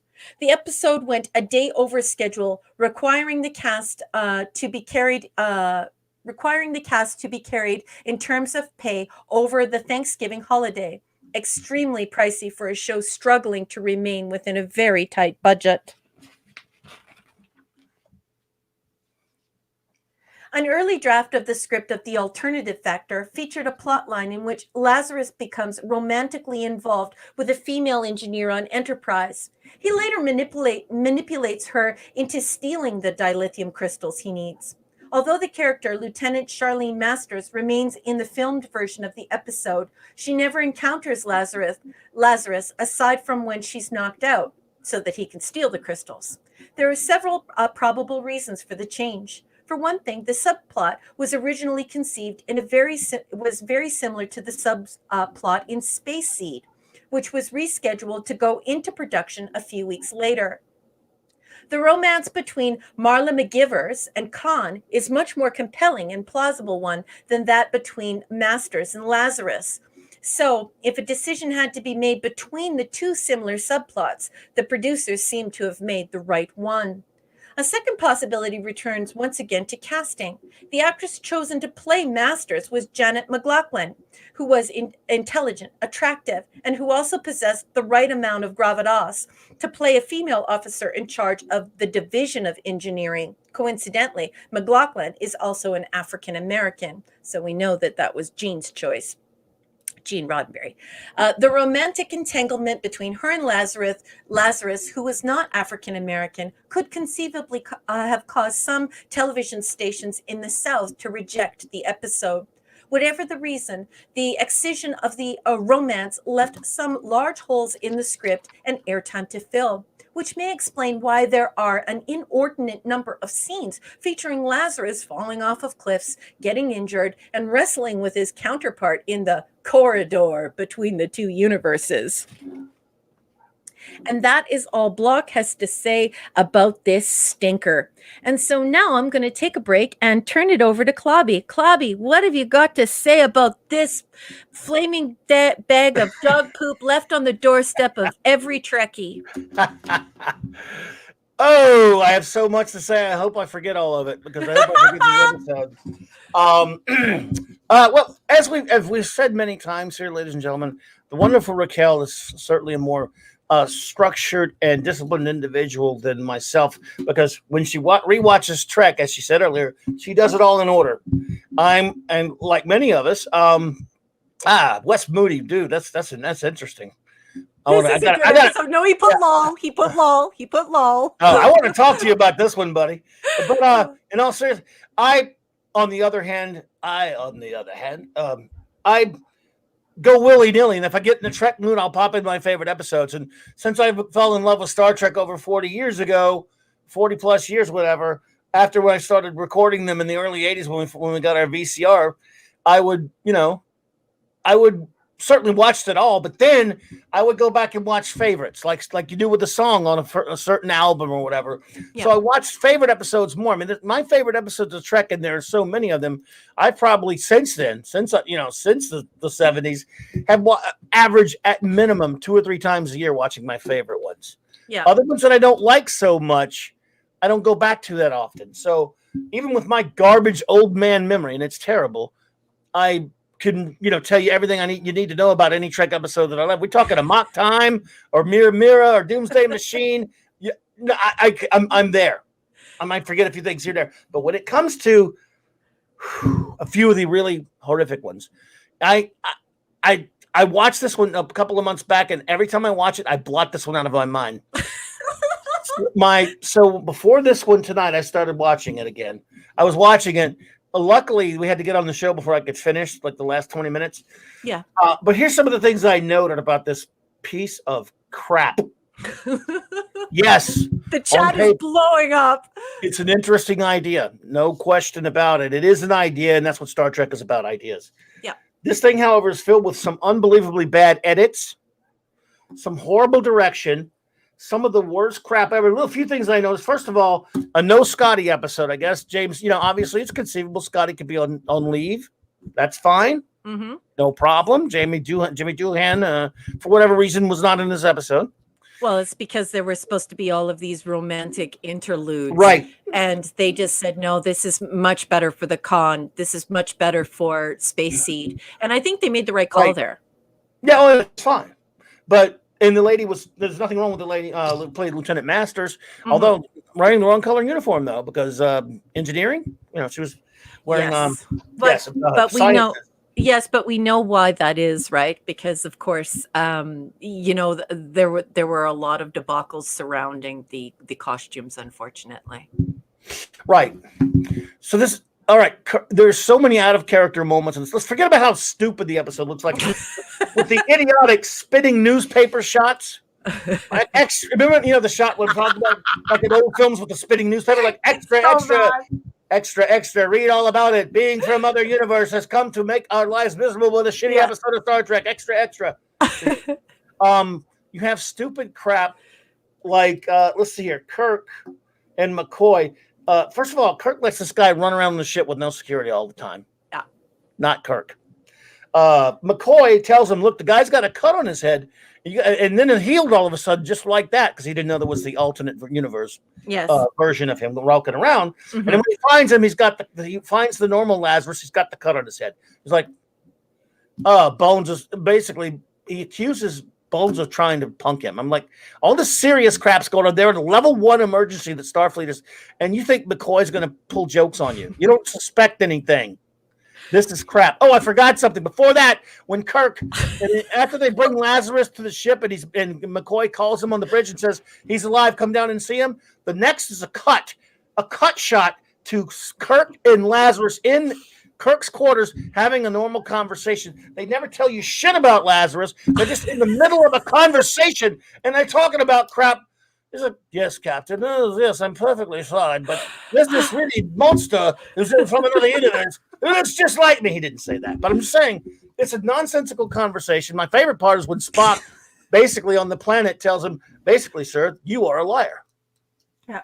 That was fun. But no, you talk about she doesn't. I'm just, oh god damn it. Horrible Okay. character bits, and it does remind me, Raymond Feliciano, by the way, of Crisis on Infinite Earths. This is similar. He is basically Pariah, a character from Crisis on Infinite Earths. I loved Raymond's comment earlier where he said something like blot my mind's eye out or poke my mind's eye out. Where is it? Yeah. Nice Now- one, Ray. Now Wes is punking me. Yes. Oh, he's 100% jerking your chain. Okay, so I'm going to go Where's it at? directly to my notes because, like Mr. Raymond Feliciano, I believe this should be short and not sweet. So Yeah, here we go. We'll get through this Spock one. says the atmospheric composition of the scanned planet is oxygen hydrogen. So that would be an explosive combination. He was supposed to say nitrogen. He got his line wrong. At the 50th Con in Vegas in 2016, fans voted this 9th place as the worst Star Trek episode in all of canon. Lazarus's costume, here's a tidbit that I know, unfortunately, because I do love Journey to Babel. Lazarus's costume is reused in Journey to Babel. Watching in production order shows, we're back in the Arena asteroid set. So they were trying to save money here. So as you can see, we're back in that area of California. And then I put highlight Janet McLaughlin as Lieutenant Charlene Masters, a beautiful engineer and astronaut. Obviously, she's completely in charge here. This is a triumph for women and women of color around the world. And obviously, Gene would have gotten into a lot of trouble over this because remember, at the outset of Clobby and I doing this together, I provided audio and visual evidence of Gene Roddenberry saying that he was told that mixing races and having persons of color on television he was told it was unwise and that they didn't want him to do it. And he pushed for it anyways. He pushed for women and he pushed for women of color specifically. So bravo to Gene. And obviously the woman who plays Masters is absolutely stunningly beautiful. And I remember her being on lots of stuff when I was a kid. Was she on the Rockford Files or no? What was she on? She was on something. She was that on lady was on oh god, yeah, you're right. She was on a lot of stuff. I'm not sure if she's on a rock. I should know that. I think she may have been on a Rockford episode. I know every Rockford episode. I love the show. Yeah, like I remember her she might being have on been a on bunch one. of stuff. Like when I was a kid, she was like, and she was gorgeous. She was like, Yes. she used to have her hair long. Well, not long, but like she had her hair more like Nichelle Nicholas's hair. And anyway, I just remember her being on a couple of like spy shows or detective shows or whatever. And I just thought she was beautiful. Anyways, so Gene got his way after being told that that women couldn't be in the military and persons of color shouldn't mix with white people on television. After being told that, he just said, screw you. And he did it anyways. So this is another triumph for Gene Roddenberry and for all of humankind, because of course, there's one race, the human race. And so it's wonderful that he got to push that idea forward. And it makes my chest puffy because I'm very happy to have that positive, loving message and to have been raised on that positive and loving message. And boo to Drew Barrymore's father for ruining this episode and just like sending them all into a tailspin and causing a poop storm. Poopy on you. Boo. Yeah, she's look, it was just this was just an example of poor execution. Like, Spock's brain is a stupid idea, but you can laugh at it. It's funny. It's an idiotic episode, in my opinion, but it's just not the premise. Doesn't leave you much but idiocy. This is an interesting nugget of an idea. There's a lot of wonderful concepts. This is the first time in Trek that they deal with the idea of parallel universes and things like that, which is great. And again, Ace Cast Iron, thanks for joining us, my great friend. All right, buddy. I'm always pleased to see you, buddy. So concept-wise, I'm not knocking the episode. I'm not for its ideas and for the, it's a shame. The concept isn't wrong. The concept No, isn't it's great. off. It's the Yeah. It's they're bumbling Terrible fools, execution. and you can tell that there were massive holes, black holes in this whole episode, and yeah, it's just terrible. Like they crapped the bed. They 100% pooped the bed on this episode, and it was because of Drew Barrymore's father. You can't do that to a show on a shoestring budget that is creating everything. It's making all of the sets by hand. There's no CGI here, so when you jam a 2x4 into the spokes of somebody's 10-speed bicycle, they're going to go soaring, and that's what happened here. So I don't blame Star Trek. I blame the Drew Barrymore's father. Boo! What she said. Absolutely terrible direction in this episode.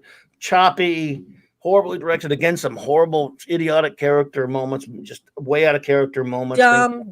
Even Spock is even dumb. Okay, Spock doesn't say that you wink in and out of time or wink in and out of reality. Wink? Are you kidding here? What are we? Are we speed dating at the local lounge? What? That's crap. Also, Spock is a science officer. He would say nitrogen. It's so bad. It's just bad, but you could tell that they rushed along. So Gene did all that work on the reframing of the Menagerie 1 and 2 of the cage so that they could save money and so that they could make up time, and the artisans could do the sets, and the artists could draw the pictures, and we could make all these wonderful props and create this imaginary universe. And then what does Drew Barrymore's father do? He comes in and craps on our IP. Boo! Boo! Better direction. Some tweaks in editing might have been able to save this story. It's an interesting concept, but as presented, makes no sense. Well, I can't argue with that. That's a possibility that it could have at least been more coherent. Because Mark said some other fun stuff too. Like, I believe he said, number 2. I have a number 2. This is such a number 2. He says, number 2, what about that beard? And then I think he put in the chat, number 3, please see number 2. Oh, yeah. So yeah, the beard is hysterical. It looks like electrified pubes. I don't know what to say about it. It's just the craziest. It is the most ridiculous facial hair I've ever seen. It looks absolutely absurd. Would the Kirk we know let this dingbat, this nut job run around the ship without security? No. So stupid. And then McCoy's got a security guy in the sick bay after they bring Lazarus back up that says, Jim, will you get that muscle down out of my sick bay? No, I won't, as a matter of fact, because the guy's Looney Tunes. Yeah. But yeah, well, crap crazy. Bat guano crazy. Right.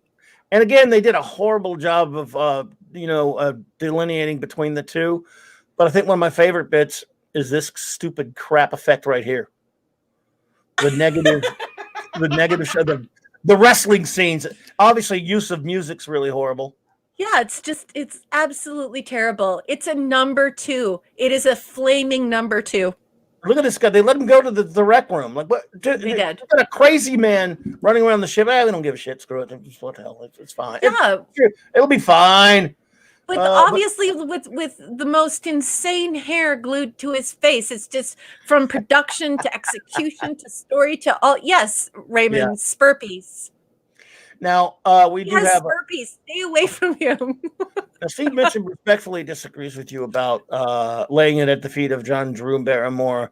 He was an amazing actor, which I get. Well, yeah, he was. But yes, but directing. But I mean, I do blame those things. Yeah. But Steve, he went to all of the pre-production, so they were completely on schedule. And when he decided not to show up, everything had to be changed. And I believe it was actually so bad that it was over a week. And I think Paula Block talks about that.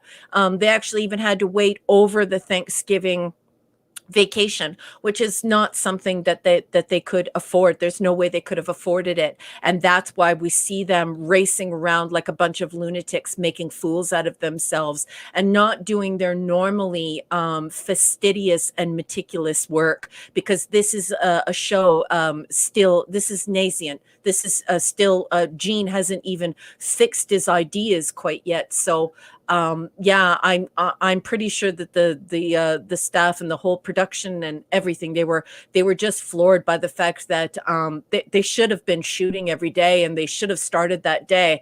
And not only did they not start that day, they had to change character, change the script, and wait a week to do it. So not very professional.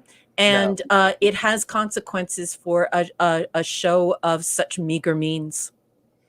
No, I got you. I got well. Mark with the C says, random aside, but BX armored electrical cable is used as a prop in this episode and arena. My dad invented the roto split.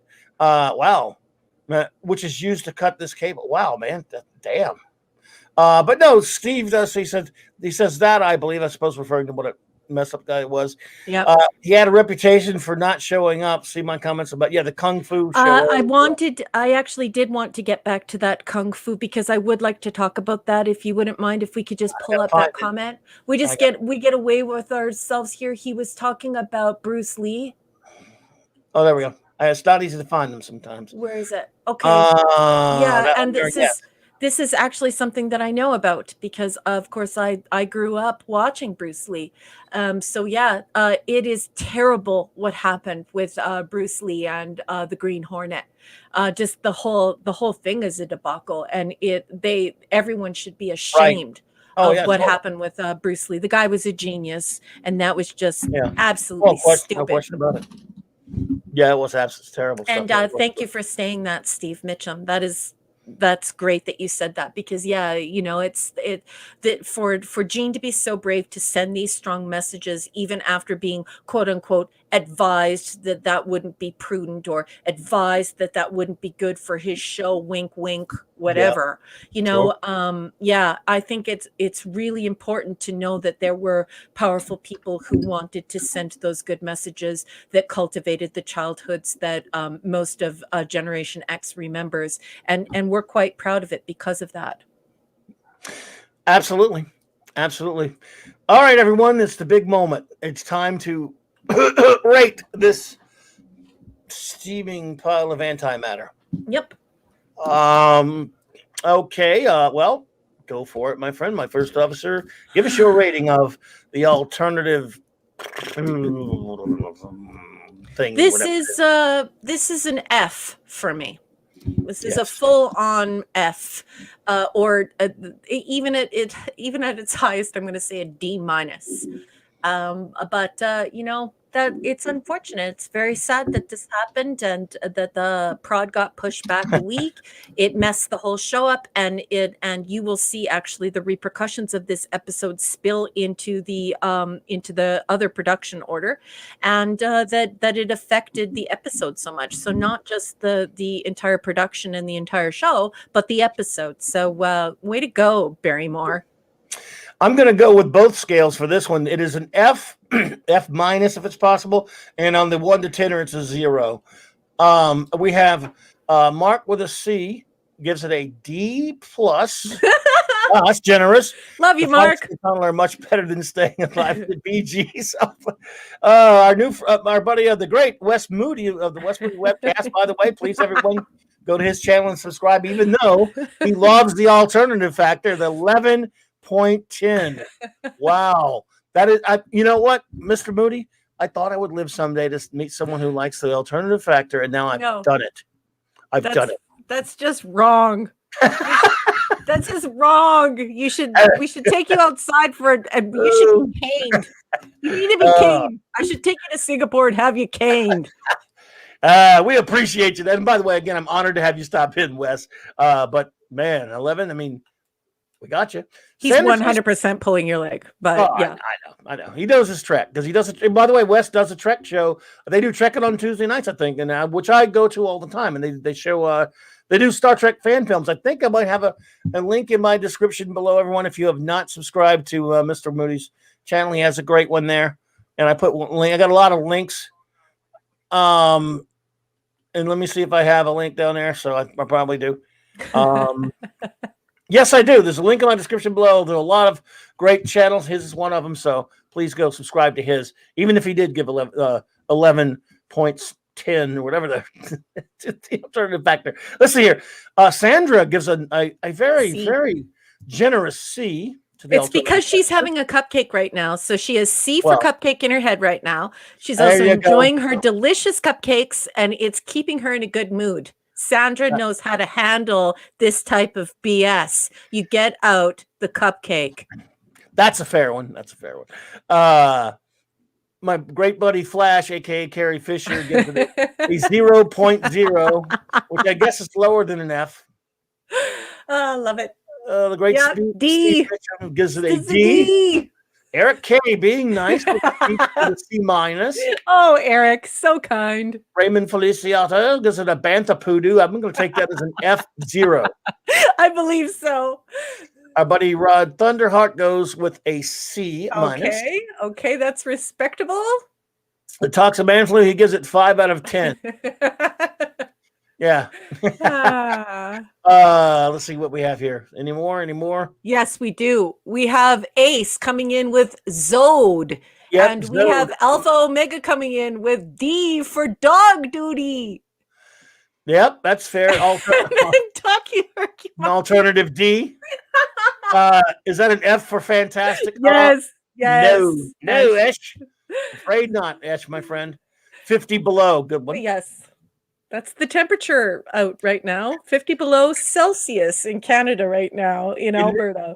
In this case, Wes Moody, Lazarus has not arisen from the dead, no. Nor has he gone into Lazarus pit. Batman fans will know that reference. Yeah, see, this is what I'm talking about here. Not 9. At 54 minutes past the hour, we have Sandra Feliciano, the great Sandra Feliciano, chiming in and saying, cupcakes and wine are the best way to cope with the crap that is this episode. Love you, Sandra. Let's see here. AC is generous. Yeah, AC is generous. I thought you meant like air conditioning is generous. Sorry. Katie, you didn't give us a rating, did you? Yeah, Katie, where's your rating, babe?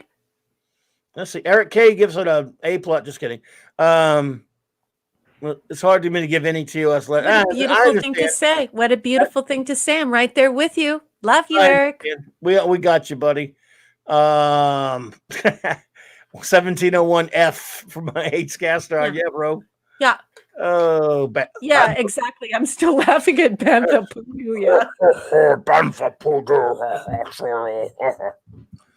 Oh, yeah. It was an F for more like an exactly more like an F for Fan Four Stick. But the good news is, folks, we're going to be back to a nice episode next. We are. We're all going to be happy because now tomorrow is yesterday.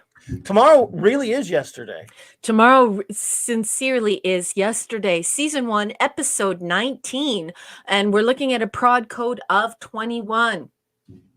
And so without further ado, I'm going to ask you, at least the Felicianos, or if anybody else is listening in, we're looking at tile 111 and 112. Can you believe that we have covered 112 tiles of information, production information, and show information on TOS so far? We are making headway, folks. After the gravitational forces of a black star toss the Enterprise back in time, the crew awakes to find the ship orbiting Earth in the 20th century. When the U.S. Air Force's radar spots the ship over Nebraska, a small fighter jet goes up to investigate, and then the Enterprise is forced to beam the pilot aboard after the starship inadvertently destroys his plane. Now Kirk has a problem. If he returns Captain John Christopher to Earth, the pilot will report everything he's seen, which could change history. Making matters worse, Spock isn't sure that the Enterprise can make it back to the 23rd century. The concept for Tomorrow is Yesterday originated with Star Trek producer Robert Justman. The basics are all there in a short memo Justman sent to Gene Roddenberry. An accident flings the Enterprise into the past, where it is spotted in the 20th century Earth radar and identified as a UFO. Kirk realizes that knowledge of the Enterprise's existence could alter the course of history, and as Spock puts it in the aired episode, if it is changed, Captain, you and I and all that we know might not even exist. Roddenberry assigned the story to D.C. Fontana. In turn, she created a memorable teleplay that gave meaty roles both to regulars and to the guest star Roger Perry as the Air Force Captain John Christopher, a man who is, at various times, amusing, reacting to the Vulcanian first officer, irksome, stubbornly refusing to accept Kirk's decree that he cannot return home, and sentimental, absorbing news that is not yet his not yet conceived son will someday head a mission to Saturn. In short, he's as human as they come. Fontana added plenty of action and humor to the mix and show, and a touch of precognition when she had Kirk cite from memory that Earth's first moonshot was in the late 1960s. Earth's first manned moon landing occurred in 1969. Everyone knows that, right? Just 3 years after this episode hit the airwaves, and just a few short months after Star Trek aired its final first run episode. Boy, that's a mouthful. Tomorrow is Yesterday marks the second time that the Enterprise travels back in time. But whereas the first trip, In the Naked Time, was very short, a mere 72 hours, this one sends the crew 300 years into the past, necessitating some precise calculations from Spock and Scotty in order to get Enterprise home. Afterward, Kirk realizes they have come up with a tool that will allow the Enterprise to make controlled trips through time whenever such travel is deemed necessary. You'd think this would have resulted in starships from every world initiating their own journeys in time and space. But apparently, Starfleet kept the methodology of the so-called slingshot effect very hush-hush. Kirk and company would again use the technique to revisit Earth in the 1960s in Assignment Earth, and later Earth in the 1980s in the Star Trek film Star Trek IV: The Voyage Home. Although NBC executives had given Gene Roddenberry an unprecedented second chance to tell them this story of the wagon train to the stars concept, they instructed him to eliminate the character of the Enterprise female first officer known as Number One from all future Star Trek offerings. Since veteran television writer Samuel A. Peoples, who'd been tagged by Gene Roddenberry to write the second Star Trek pilot, felt there might be a way to retain the intriguing character, not as a human female, but as the personality of the ship's computer. Peoples postulated that in the future, astronauts, presumably males, might experience psychological problems on extended space missions sans female companionship. Giving a ship's computer a female voice, he reasoned, as well as programming it for a simple conversation, might assuage the problem. Peoples even pushed the envelope a little further, suggesting that an upgrade gone awry might give the Enterprise computer a personality circuit, allowing her to fall in love with the captain. This female computer, named Number One, would be fully capable of thinking for herself. She could watch out for the entire ship's complement, even to the point of going contrary to their wishes, if it was in their best interests. In such cases, she becomes all machine, with potentials no human can ever approach. Number One would sometimes be vain, jealous, and capable of pouting like any female when things didn't go her way. People's particular take on Number One never made it onto Enterprise. However, something very like this pouty computer did make a brief appearance in Tomorrow is Yesterday, wherein viewers learned that the ship's computer has received a less than satisfactory upgrade that irritates Captain Kirk to no end. The late Majel Barrett, who plays Number One in The Cage, provided the respectably dispassionate female voice of the Enterprise computer throughout the entire run of the series, and also in the spin-off Star Trek shows and films. Her last performance as the voice of the Enterprise computer was in the 2009 non-Star Trek movie. Yes, fake And Trek. that is all Block has to say on that. And of course, she didn't say the non-Star Trek movie. I did, Yes. because I'm just mean like that. And so, without saying another word, I'd like to throw it over to Clobby and throw it up to the chat. What did you guys think of Block's coverage of this particular episode? What did you think of this episode, Clobby? Well, it's a top one. I mean, I really do love this episode. I wanted by a slight mention. This is something we talked about back a few weeks back when we covered the Naked Time.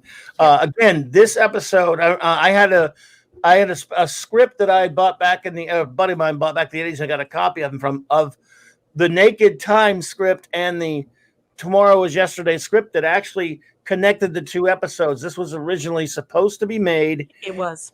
In conjunction, or excuse me, that was supposed to be sort of like a two-parter, not officially, but it was continue into this one, and it was written that way a little bit at the end, and then for some reason, which I don't know, it's they split them up, which is in the production, which is fine. Just a slight note. I love it. A lot of fun. Again, time travel. They kind of in Trek. Time travel's a staple, unless that I have some friends who love Trek that don't like them using time travel very much.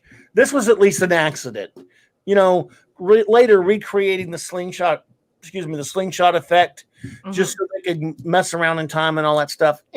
Not something I was particularly fond of in Trek all that much, but this was an accident, which I think helps a little bit. I think it's a great story with a lot of, again, look, not knocking all the time travel. There are great time travel episodes in Trek, by the way. And Wes Moody hates this one, so we're developing a pattern, sir. A lot of great stuff in this one. I like the character of Captain Christopher. This is, of course, I think from the remastered. This shot you're seeing here, the Enterprise with his portion's kind of weird with his jet right there. That looks a little wonky. Yeah, I think that's from a remastered shot. But anyway, again, that's the Enterprise in stretch mode, apparently. yes. But no, I love it though because there's a lot of fun stuff with regards to 20. I know at the time it was the 22nd century, but it's really now the 23rd. So I'm just going to say 23rd since they went ahead and changed that in the canon. 23rd century of the 60s, reacting to the 60s with commentary on the 60s, and there was a lot of fun stuff. Captain Christopher is an excellent character. God, I forget the gentleman's name again who played him. I've seen him in some other stuff. Yeah. Nothing wrong with liking the original visuals. So do I. They're fine with me, man. I think you're referring to Roger Perry. Roger Perry. Yeah. Thank you.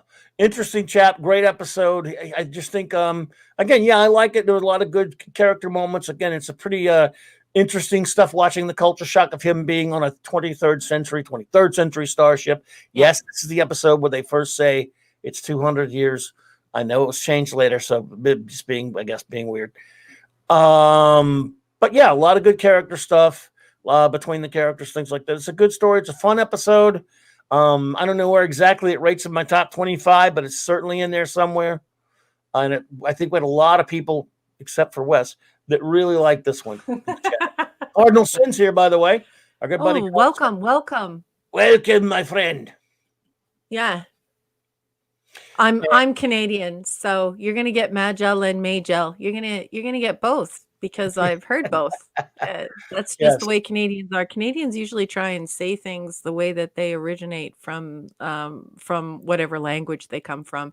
That's a habit that's hard to shake. But thank you for your input. Yeah, well, and so no, it's a top. What do you think about this one? Well, from my notes, I just said controversy surrounds payment and authorial credit for this episode, which was meant to be a two-parter with the Naked Time, with the episode ending in the Enterprise going back in time. There is a book called Inside Star Trek: The Real Story, written by Solo, or Solau, however you want to pronounce it, and Justman, who of course would have been the person who made a claim to writing this. Where he has copies of the letter that he sent to Gene that he used as proof that this was his idea. But of course, DC made the teleplay, so lots of controversy there. I've got Voyager episode Blink of an Eye, season 6, episode 12 was heavily inspired by this episode. I've got we do all of this again in Star Trek IV, The Voyage Home. An interesting note for nerds, not geeks. Black Star was used by Kirk in this episode. Later, scientists wind up calling it black holes. We've got Spock makes an error. McCoy is delighted. I love that little banter back and forth. It's wonderful. I've got Magel triumphantly returns. And of course, we remember that she was described by Gene Roddenberry as a superior intellect. And the TV executive said that they would not accept a woman in the military of a superior intellect. So it was great to see her come back. I've got says this is 200 years in the future, not to be about right. Depending upon who is writing the teleplay these days, we hear 2 to 900 years. And that's, of course, because we're watching in production order. And then I've got in my notes, correctly predicts the decade of the lunar landing, which is correct, because at the time, in socio-historical context, we load all this backward. That is some pretty great predictive might, because everyone at the time thought it was going to be into the 70s that we would finally make the lunar landing. And I think that's all I've got in my notes. I tend to think of things while you're all talking about them. So if I remember anything else, I'll spit it out. Absolutely. Well, Mark C., my guest, as my speculative answer to your question is, which is why is there food lubricator in the transporter room? Why does Scotty need snacks? Well, Scotty's not always there, but there's always someone on there. The transporter chiefs, someone's always there, and they're probably at the bathroom. Yeah, if they do that sort of thing in the 23rd century. Yeah, or maybe they just left all the duty with alternative factor. Maybe that's enough duty for the whole series. Kidding. Apollo put a rating. Is that for alternative factor? F throw it off the cliff? I don't know, because that may be a late one. Throw it off the cliff. Yeah, because that I can get behind. Let's see here.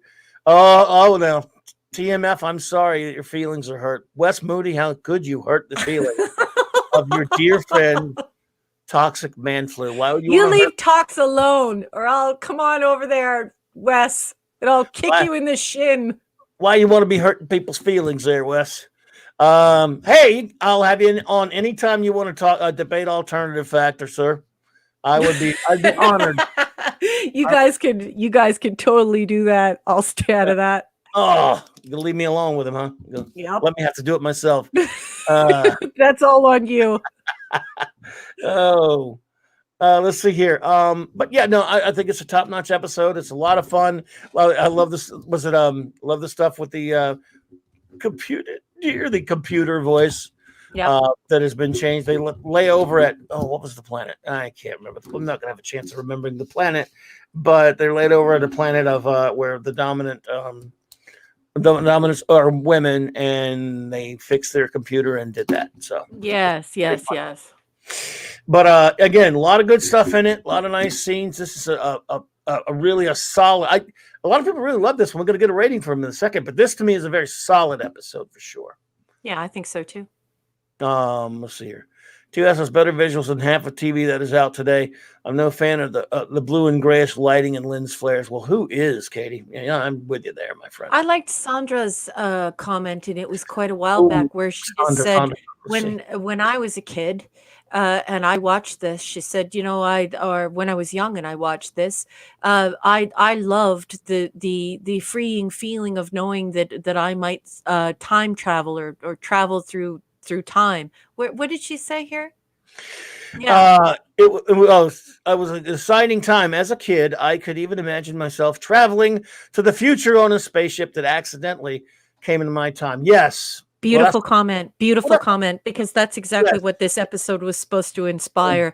That was exactly Right. what we were dreaming about when we were just fledgling extraterrestrials, and we made it there in 1969. But to time travel, this was just pushing our imaginations. It seemed as though, I agree with Sandra, it seemed as though there were no limits to what space could offer, what we could do in space. And we knew so very little that it was just so inspiring. So I absolutely love that comment, Mrs. Feliciano. Gorgeous, gorgeous comment. Mwah, mwah. Absolutely. Yeah, I like that scene. I like a couple of scenes between McCoy and Spock where McCoy yells at Spock for not working on his time travel calculation. But Yeah, I I am. love it. It's so funny. It's just great. And later, You wrong. later when he's looking at the film poor photography and his blasted Spock gets pissed on him because he acts like he doesn't care. Yeah. Some cool Spock moments. However, another downvote, another. Let's see here. The computer voice was the worst of the episode, and why it was dumb. Wow, man, we just can't win with some West Moody's. Yeah. Let's see here. Your own hurt feelings by making a rudimentary bamboo. Boy, what a black powder rifle. Man, I think you meant a black powder rifle.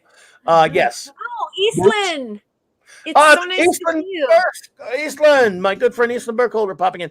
Thank you so much. Great to see you.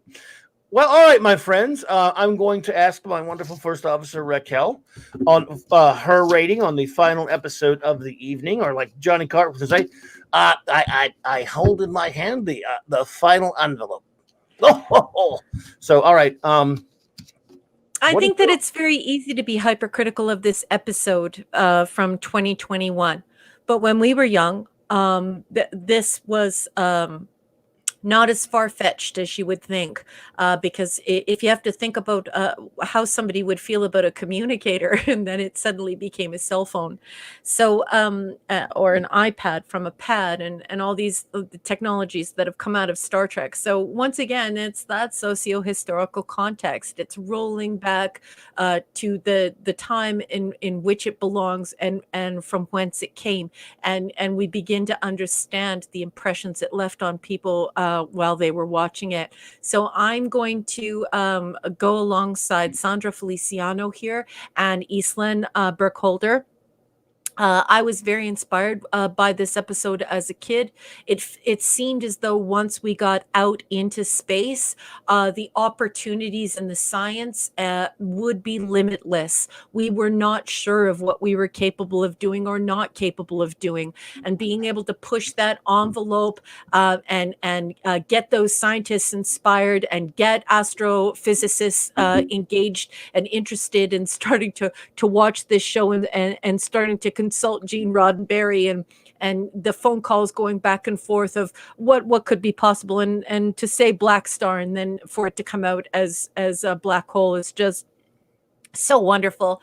So for me, this is a solid A. This is not my my favorite episode, but I'm going to give credit where credit is due, and I'm going to try and place it in a frame where it belongs, which is that hopeful childhood of the 1970s, the entire decade when we were filled with glowing hearts and this idea that once we get out there, the universe will behold a universe of possibilities. So solid A for me on this one.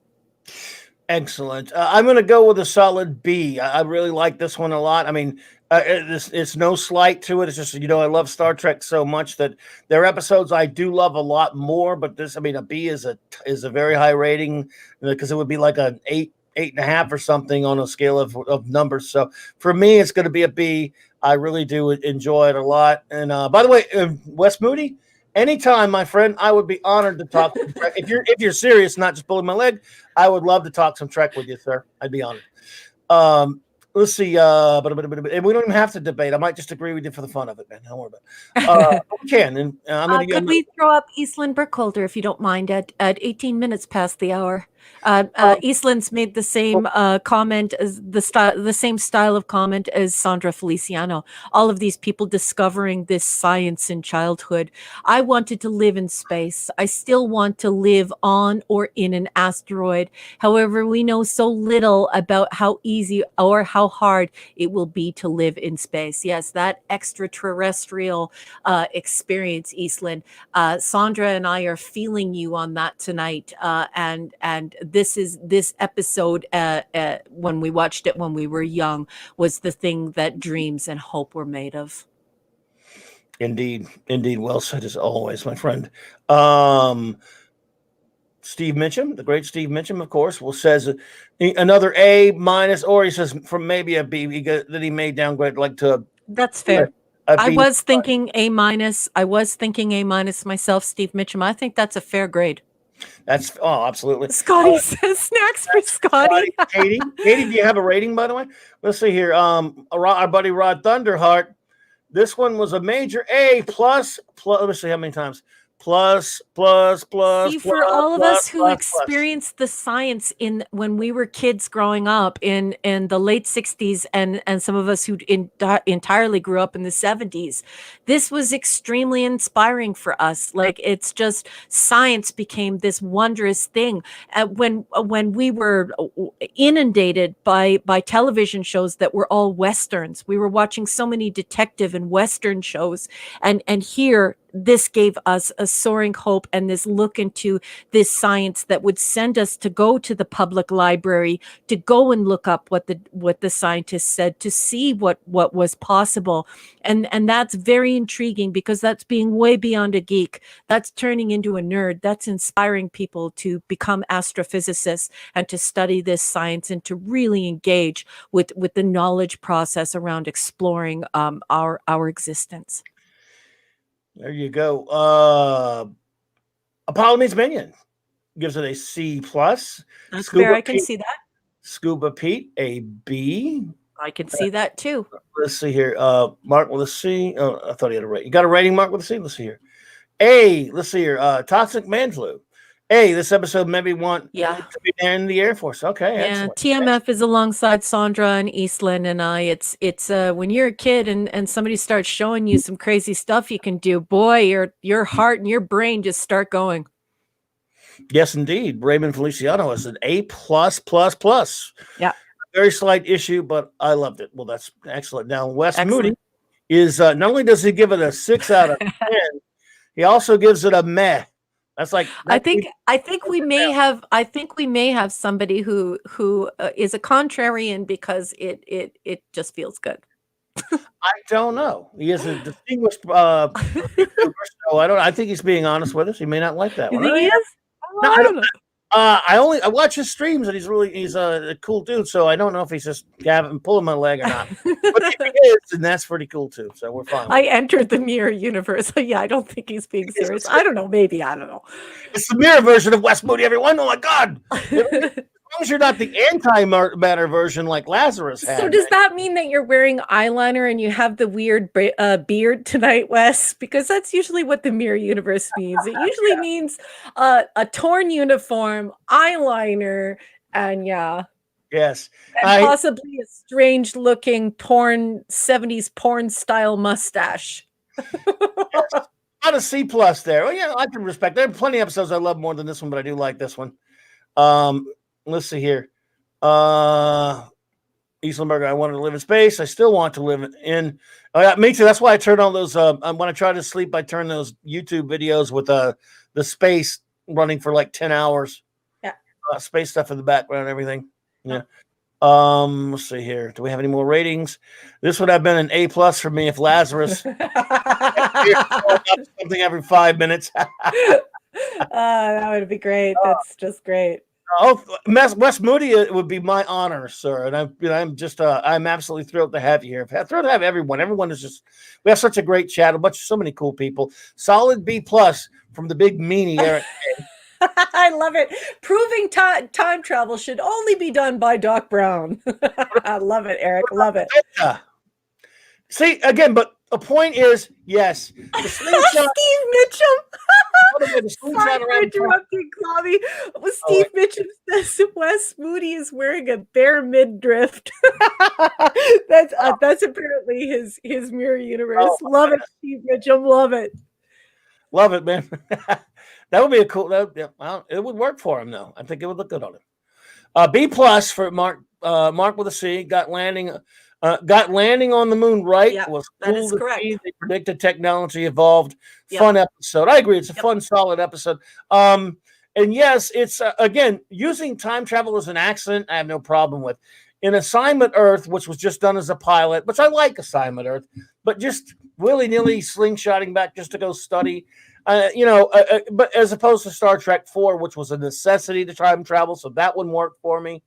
But yes, it just depends. Just depends on how you use it. But it's not Doctor Who, where you have a time traveling time lord who could just do it.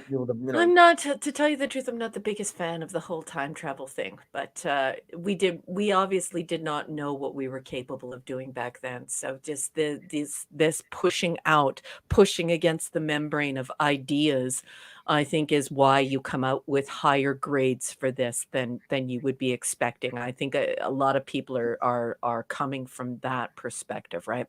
To push up against the membrane of science and to come out on the other side of it. And like Mark said, to even correctly predict things and perhaps be involved in their naming. Black star becomes black hole.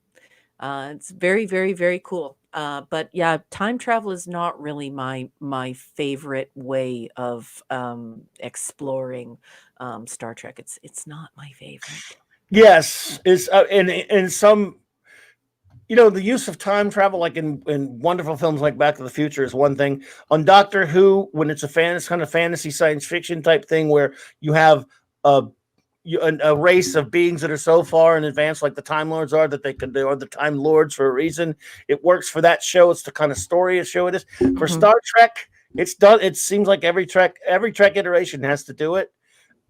It's not preferable. I don't prefer. They're good. Not that they're not some enjoyable episodes, but yes, I completely agree. I completely agree. And I also agree with all of your hesitancy and all of your stammering, because I am going to be very hesitant and stammer as well when I express the exact same sentiments. It's something, and it's not my favorite. No, and and there's another thing to speak to time travel, which I do love. Trials and Tribulations, that I mentioned earlier, the Deep Space Nine, wonderful 30th anniversary tribute to the original series. Yep. But there's an exchange between the Temporal Investigations guys, where they talk about his ship, James T. Kirk. And I love what Cisco says, the one and only. But they said the man was a menace. 17 separate violations on file, the biggest on record. Wait a minute now. Where did you get 17? That number is stupid. There weren't that many time travel episodes in the films, and I know that they weren't. They're not all chronicled, but 17. Come on, come on now. Yeah. But anyway, the man was a menace. But anyway, it was a fun exchange. Yeah, Rod's throwing out the Latin here. Yes.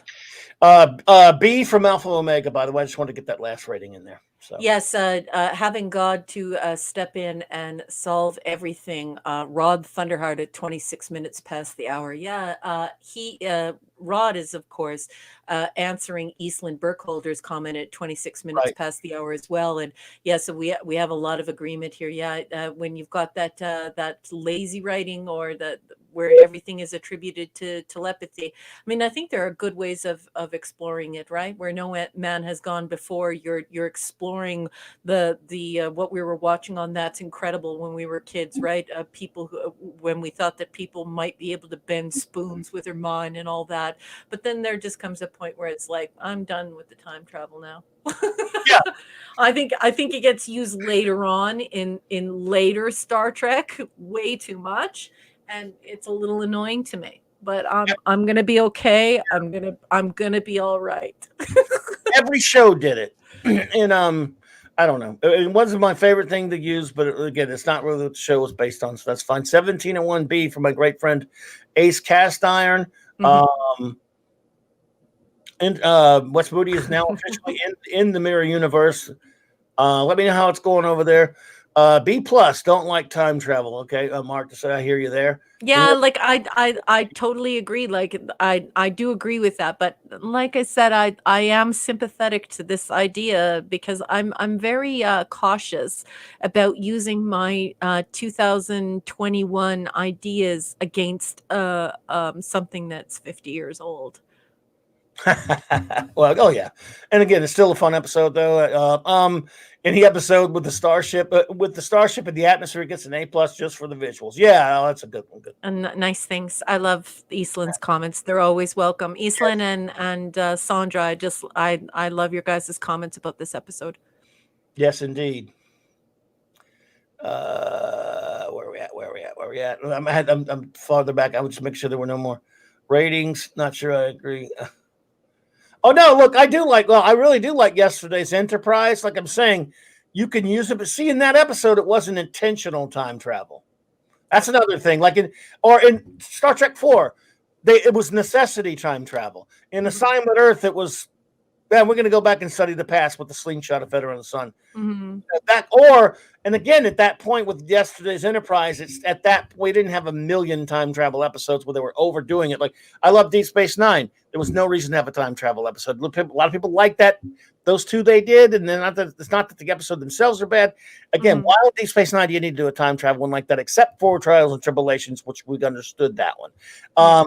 Voyager, they did it. Enterprise, they did it. All fine and good. Just saying you could overuse time travel in Star Trek. Kind of a square peg, round hole type thing. I like that Ace is holding his ground. Yeah, there are a lot of people that felt this was an A. Sandra, Eastland, a few of us. Because when you put it back to when we were kids, it is really that's not hyperbole using the word amazing, because we had no idea what was going to happen when we got out in space. And even when we were kids watching it growing up in the 1970s, watching it even then we weren't sure of what we were capable of, what was going to happen, whether or not little green men were going to come to Earth. Yeah. And I talked about this earlier, Rod throwing out the Latin. Yeah, Machina, making sure that God comes to rescue them in the God mechanism to rescue them from an impossible situation. So, being rescued from an impossible situation by a God is a tired way of writing, I think. Yeah, I think sometimes it's good. I think sometimes it can be refreshing, but it's easy to overuse. The God and the machine. Let's see. Toxic Man Flu. I will cosplay as the negative scenes of Lazarus if we ever get unlocked down. Oh, I would pay money to see where that stupid, weird, it looks like yak hair on his face. It looks so bad. It's just so creepy and gross. Oh, shite. Yes. Yeah, Steve. That's what Rod and a few people were saying. Yeah, it can be seen as a lazy way of writing, right? Because it's just you solve it all. Yes. Absolutely, no question about it. Let's see. We got all kind of fun stuff going on in the chat here. Complete records. Okay, there's so many of them. Let's see here. Let's see. What if that? Yeah, what if Lazarus is a Time Lord? He may have, moved into our dimension that way. Wes Moody. I would totally rock Lazarus's beard. And now, TMF talks. Listen what Talk says. Looks like he went down on a female Wookiee. Oh, dude. Oh, I don't know about that. It looked like a coconut, like somebody brushed a coconut out as though like a coconut were like a cat with mats. Like I've just never seen that kind of facial hair before. Very bad. What did Sandra say? Eastland Burkholder, well said. Normal people like us can make a difference. Yeah. Indeedishness. Oh, absolutely. So, and Sandra does make a difference every single day. Sandra Feliciano, you have used your brain to help heal and heal the sick and help people. So yes, well said, to come from that positive mindset. Absolutely. Thank you, Sandra. Absolutely. So we got through another 4 of them, and I tell you what, I've just had so much fun. I always have so much fun in the combination of hanging out and talking with you, and our amazing chat. What a great Our chat is like, our chat isn't even a chat. Our chat is like a community now because of all of the amazing people who are involved with it. And everyone knows one another, and everyone is just so friendly and so intelligent and so engaging. I just love you guys. I love your company. And there's no place I would rather be discussing Star Trek than here with you fine folks. You guys are awesome. Canadian Spider-Man is talking. Yeah, it's so nice to see Canadian Spider-Man. I missed you. I hope you had a good birthday. Eastland. Oh, Eastland. Again, I haven't seen Eastland in a while. It's always great to see Eastland. But yes, Canadian Spider-Man does whatever a Canadian spider can. Oh, TMF, you did not insult me in any way. I think you're absolutely wonderful. And yes, you are TMF After Dark right now. But earlier on, I said that it looked like maybe some sort of hair from the private spots of certain creatures or something. So I totally agree with you. It's very unearthly and very disgusting and creepy looking. So I was not offended at all. I love you very much, Tux. Mwah. Toxic. It is sort of like a Klingon beard. This is maybe it's because since the errand of mercy's got to be coming up soon. Maybe they said, "Hey, that idiot from Alternative Factor. Why don't we just make the Klingons look like that?" Yeah. Maybe it's in your production notes. You'll find that out. Thank you. I appreciate that. Well, thank you for the kind words there, Raymond. Toxic man beard. Steve Mitchum, toxic man beard, very cute. And Raymond says, Raquel and Clubby, you guys make it so easy. We love the Felicianos. You guys are so good. They're amazing. Just what a great bunch there. And Katie is fantastic. We'll have 4 more, of course. Next week, we're nearing the end of season 1. We are. And it's just we're rolling pretty fast there. Before you know it, we'll be all the way through the original series, and we'll be on the animated series. That's right, everyone. We're going to do all of real Star Trek. Oh, yeah. In case you don't know, if you're turning in for the first time, you don't know, we're going to do it all real Trek only. 1966 to 2005. That means the original series, the animated series, the movies, the Next Generation, DS9, Voyager, and Enterprise, and that's where Star Trek ends. But I also, if anyone who just pops in and out who hasn't been here please, if you want previous shows on my channel, there is a Star Trek playlist of our Trek videos. Raquel and I have done many shows before we started reviewing the episodes. Please check those out. I've done a show about the history of Star Trek comics a while back. We've done defending the great show Enterprise in its 20th anniversary now. We've done it all here in our short time that we've been hanging out on this thing. So, and we're going to do the whole run. Sorry that I burst out laughing, but that's all right.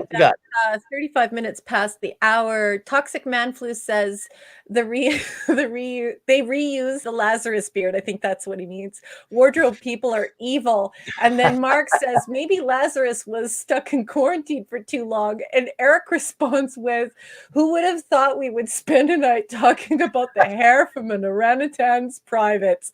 That is pretty much, I believe, the winner chicken dinner of the evening. That is exactly how I would describe Lazarus's facial hair. There will be, I don't think there is a woman alive who would go for a mustache right there. And there goes Steve with the Spurpies again. Yeah, don't get Spurpies. You don't know where Lazarus has been. Oh man, that makes a second week appearance there. Katie, time travel is the best trope in Trek. I mean, come on, sit on the edge forever. Again, it's time travel, but it's not. I mean, It's not abused in that episode. Although Harlan Ellison sort of abused it in a way. Time's Arrow, a good one. The Visitor, Endgame. No, again, I love plenty of episodes with time travel in it. When you have a good, reasonable use of it, I have no problem. I still think it gets overused, Katie, but that, again, multiple things can be true at the same time. I can say, okay, ease up on the time travel, guys, but if they do a good story that I have to admit is really good and it involves time travel, called Balls and Strikes, hey, Sitting on the Edge Forever is a masterpiece. Time's Arrow is a fun one, too. That's a fun 2-parter. The Visitors is I don't know if, is that really time travel, though? I'm not sure The Visitors time travel. It's brilliant. It's a masterpiece. It's a beautiful episode of Deep Space Nine. I don't know if that's time travel. That's a passage of time, but it's not a time travel one, my friend. But just Endgame. Not to be confused with the Avengers. I hope you're talking about Endgame. Which one was that? Was that? Oh, Endgame was the last episode of Voyager. Okay.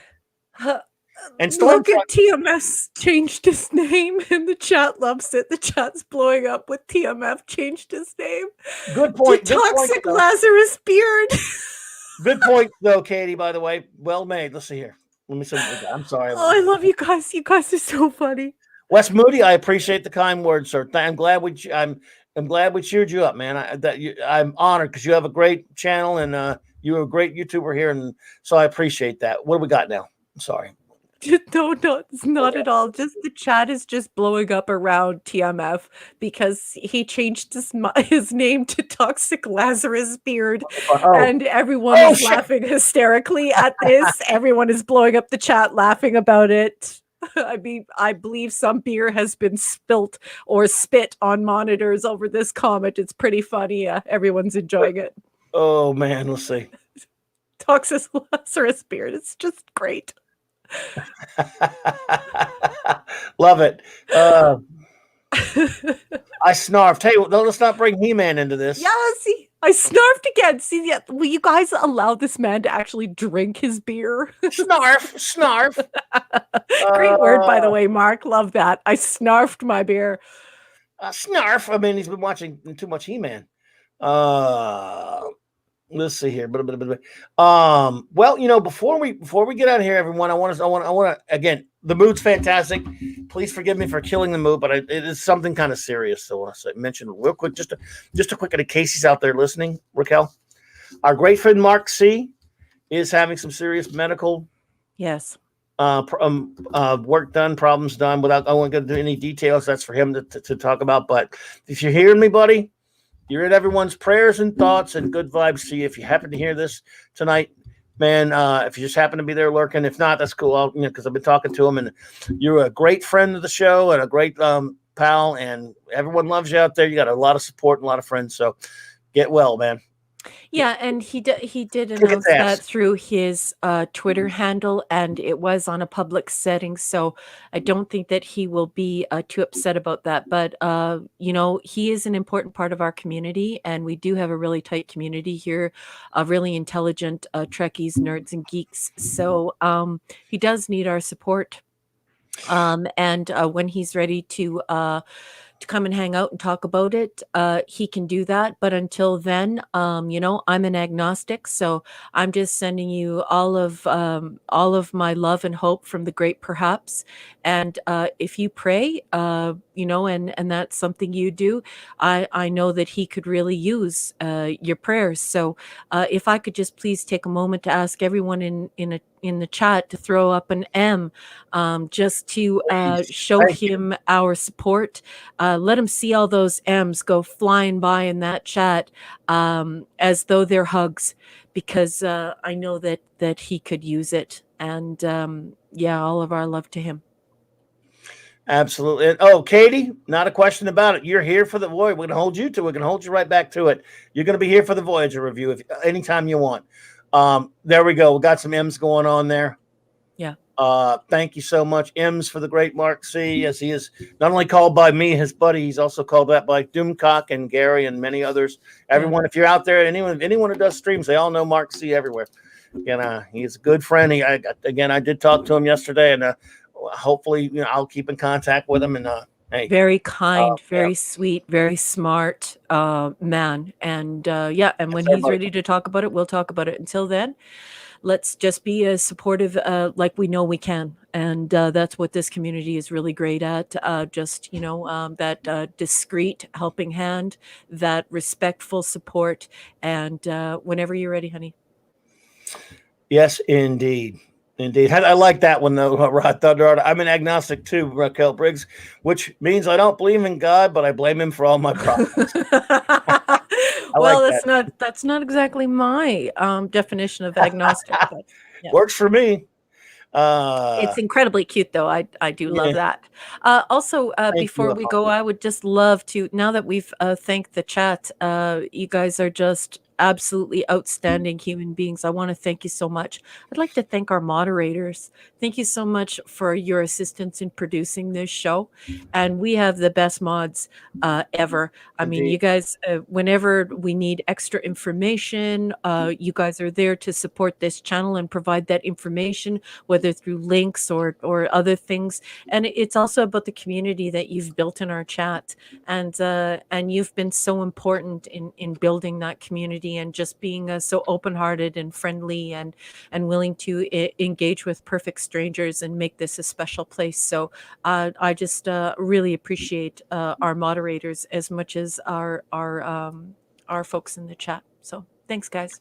Absolutely. I tell you what, my friends, I cannot thank you enough for being here. I'm going to, I hope I cover as many of our dear friends are here. If I hopefully I won't leave anyone out. I want to say thanks, of course, to my great old friend Flash for popping in. I was here earlier. He may have had to go. Lord Thoth had to leave, but still, we're going to say his name anyway. Hail.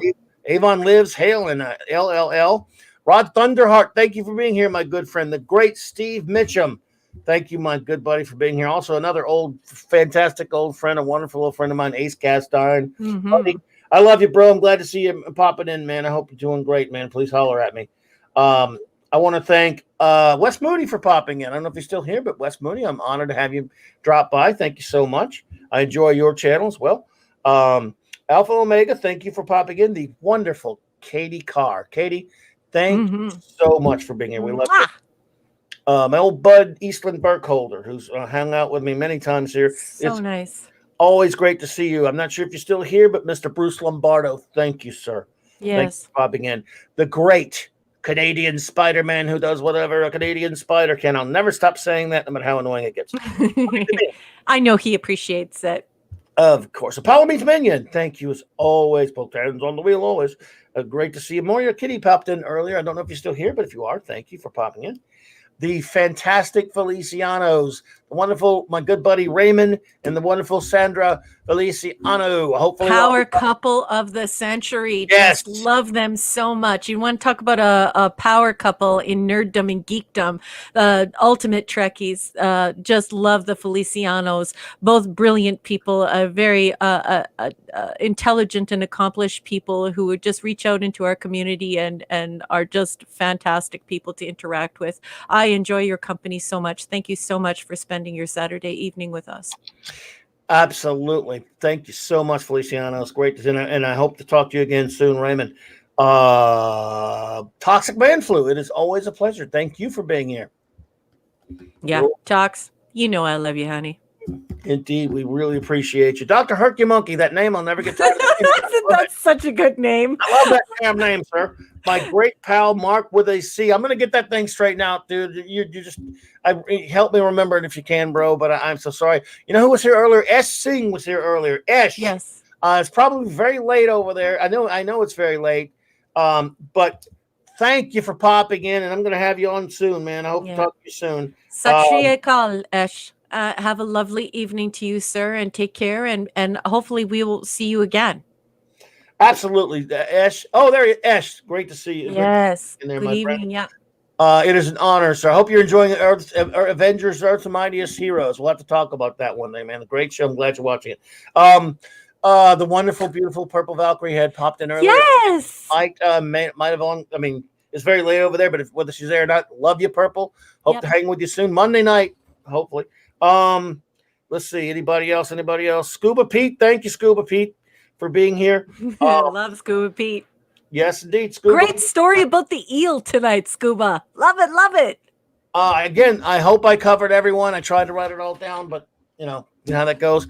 If I missed anyone, and if I did, I don't know if Jobber popped in earlier, but if you did, Jobber, hail, but just in case, because Jobber's a great old buddy. I already said great. See, that sometimes people miss what you say because Eric, I did say Lord Thoth. Absolutely. Yeah, but Eric's just making sure that we don't miss anything because Eric, he is meticulous. So thank you so much for making sure we don't forget anybody, Eric. Totally appreciate you, sweetheart. Mwah. Eric knows I appreciate him. I'm not going to throw a kiss at him, though. I'm Yeah, sure don't do that. I'm sure I don't does. think Eric won't come back. He'll be like, I'm leaving. Eric, you don't mind if I don't throw you a kiss there, brother. I appreciate you, man. Oh, yes, Tim was here, Steve. You're right. Oh, Tim Myers was here. That's right. My new friend Yep. Tim Myers and Cardinal Sin was here because I was on the show with both of them Wednesday night. Cardinal Sin's show. Please go find both him and Tim Myers and subscribe to their channels. Thank you, boy. Ash, ik onkar, my brother. Ik onkar. It is so very nice to have you here, sir. My brother, it's so great to have you here. I cannot wait to get to know you better, and I hope you come here every single Saturday. Wow, I think with the help of the chat, we might have got everyone this time. Because I know I always miss people, and I feel crappy about it later. I don't mean to, everyone. It's just old man's memory. You know how that goes. But I really appreciate it. And Ash, again, I can't wait to talk to you, my friend, because you were a cool filler, a cool young filler. So I think we got everybody. Yep, I think we did. I love all of you guys so much, and I hope you have a lovely rest of your weekend, and I will see you next week. Absolutely, everyone. I'm just going to sign her off. We don't have to do the outro or anything like that. I do appreciate you all. Thank you so much. Next Saturday night, my dear friends. Until then, live long and perspire. That's right. LLAP, babies. Indeed. NLL and Avon live.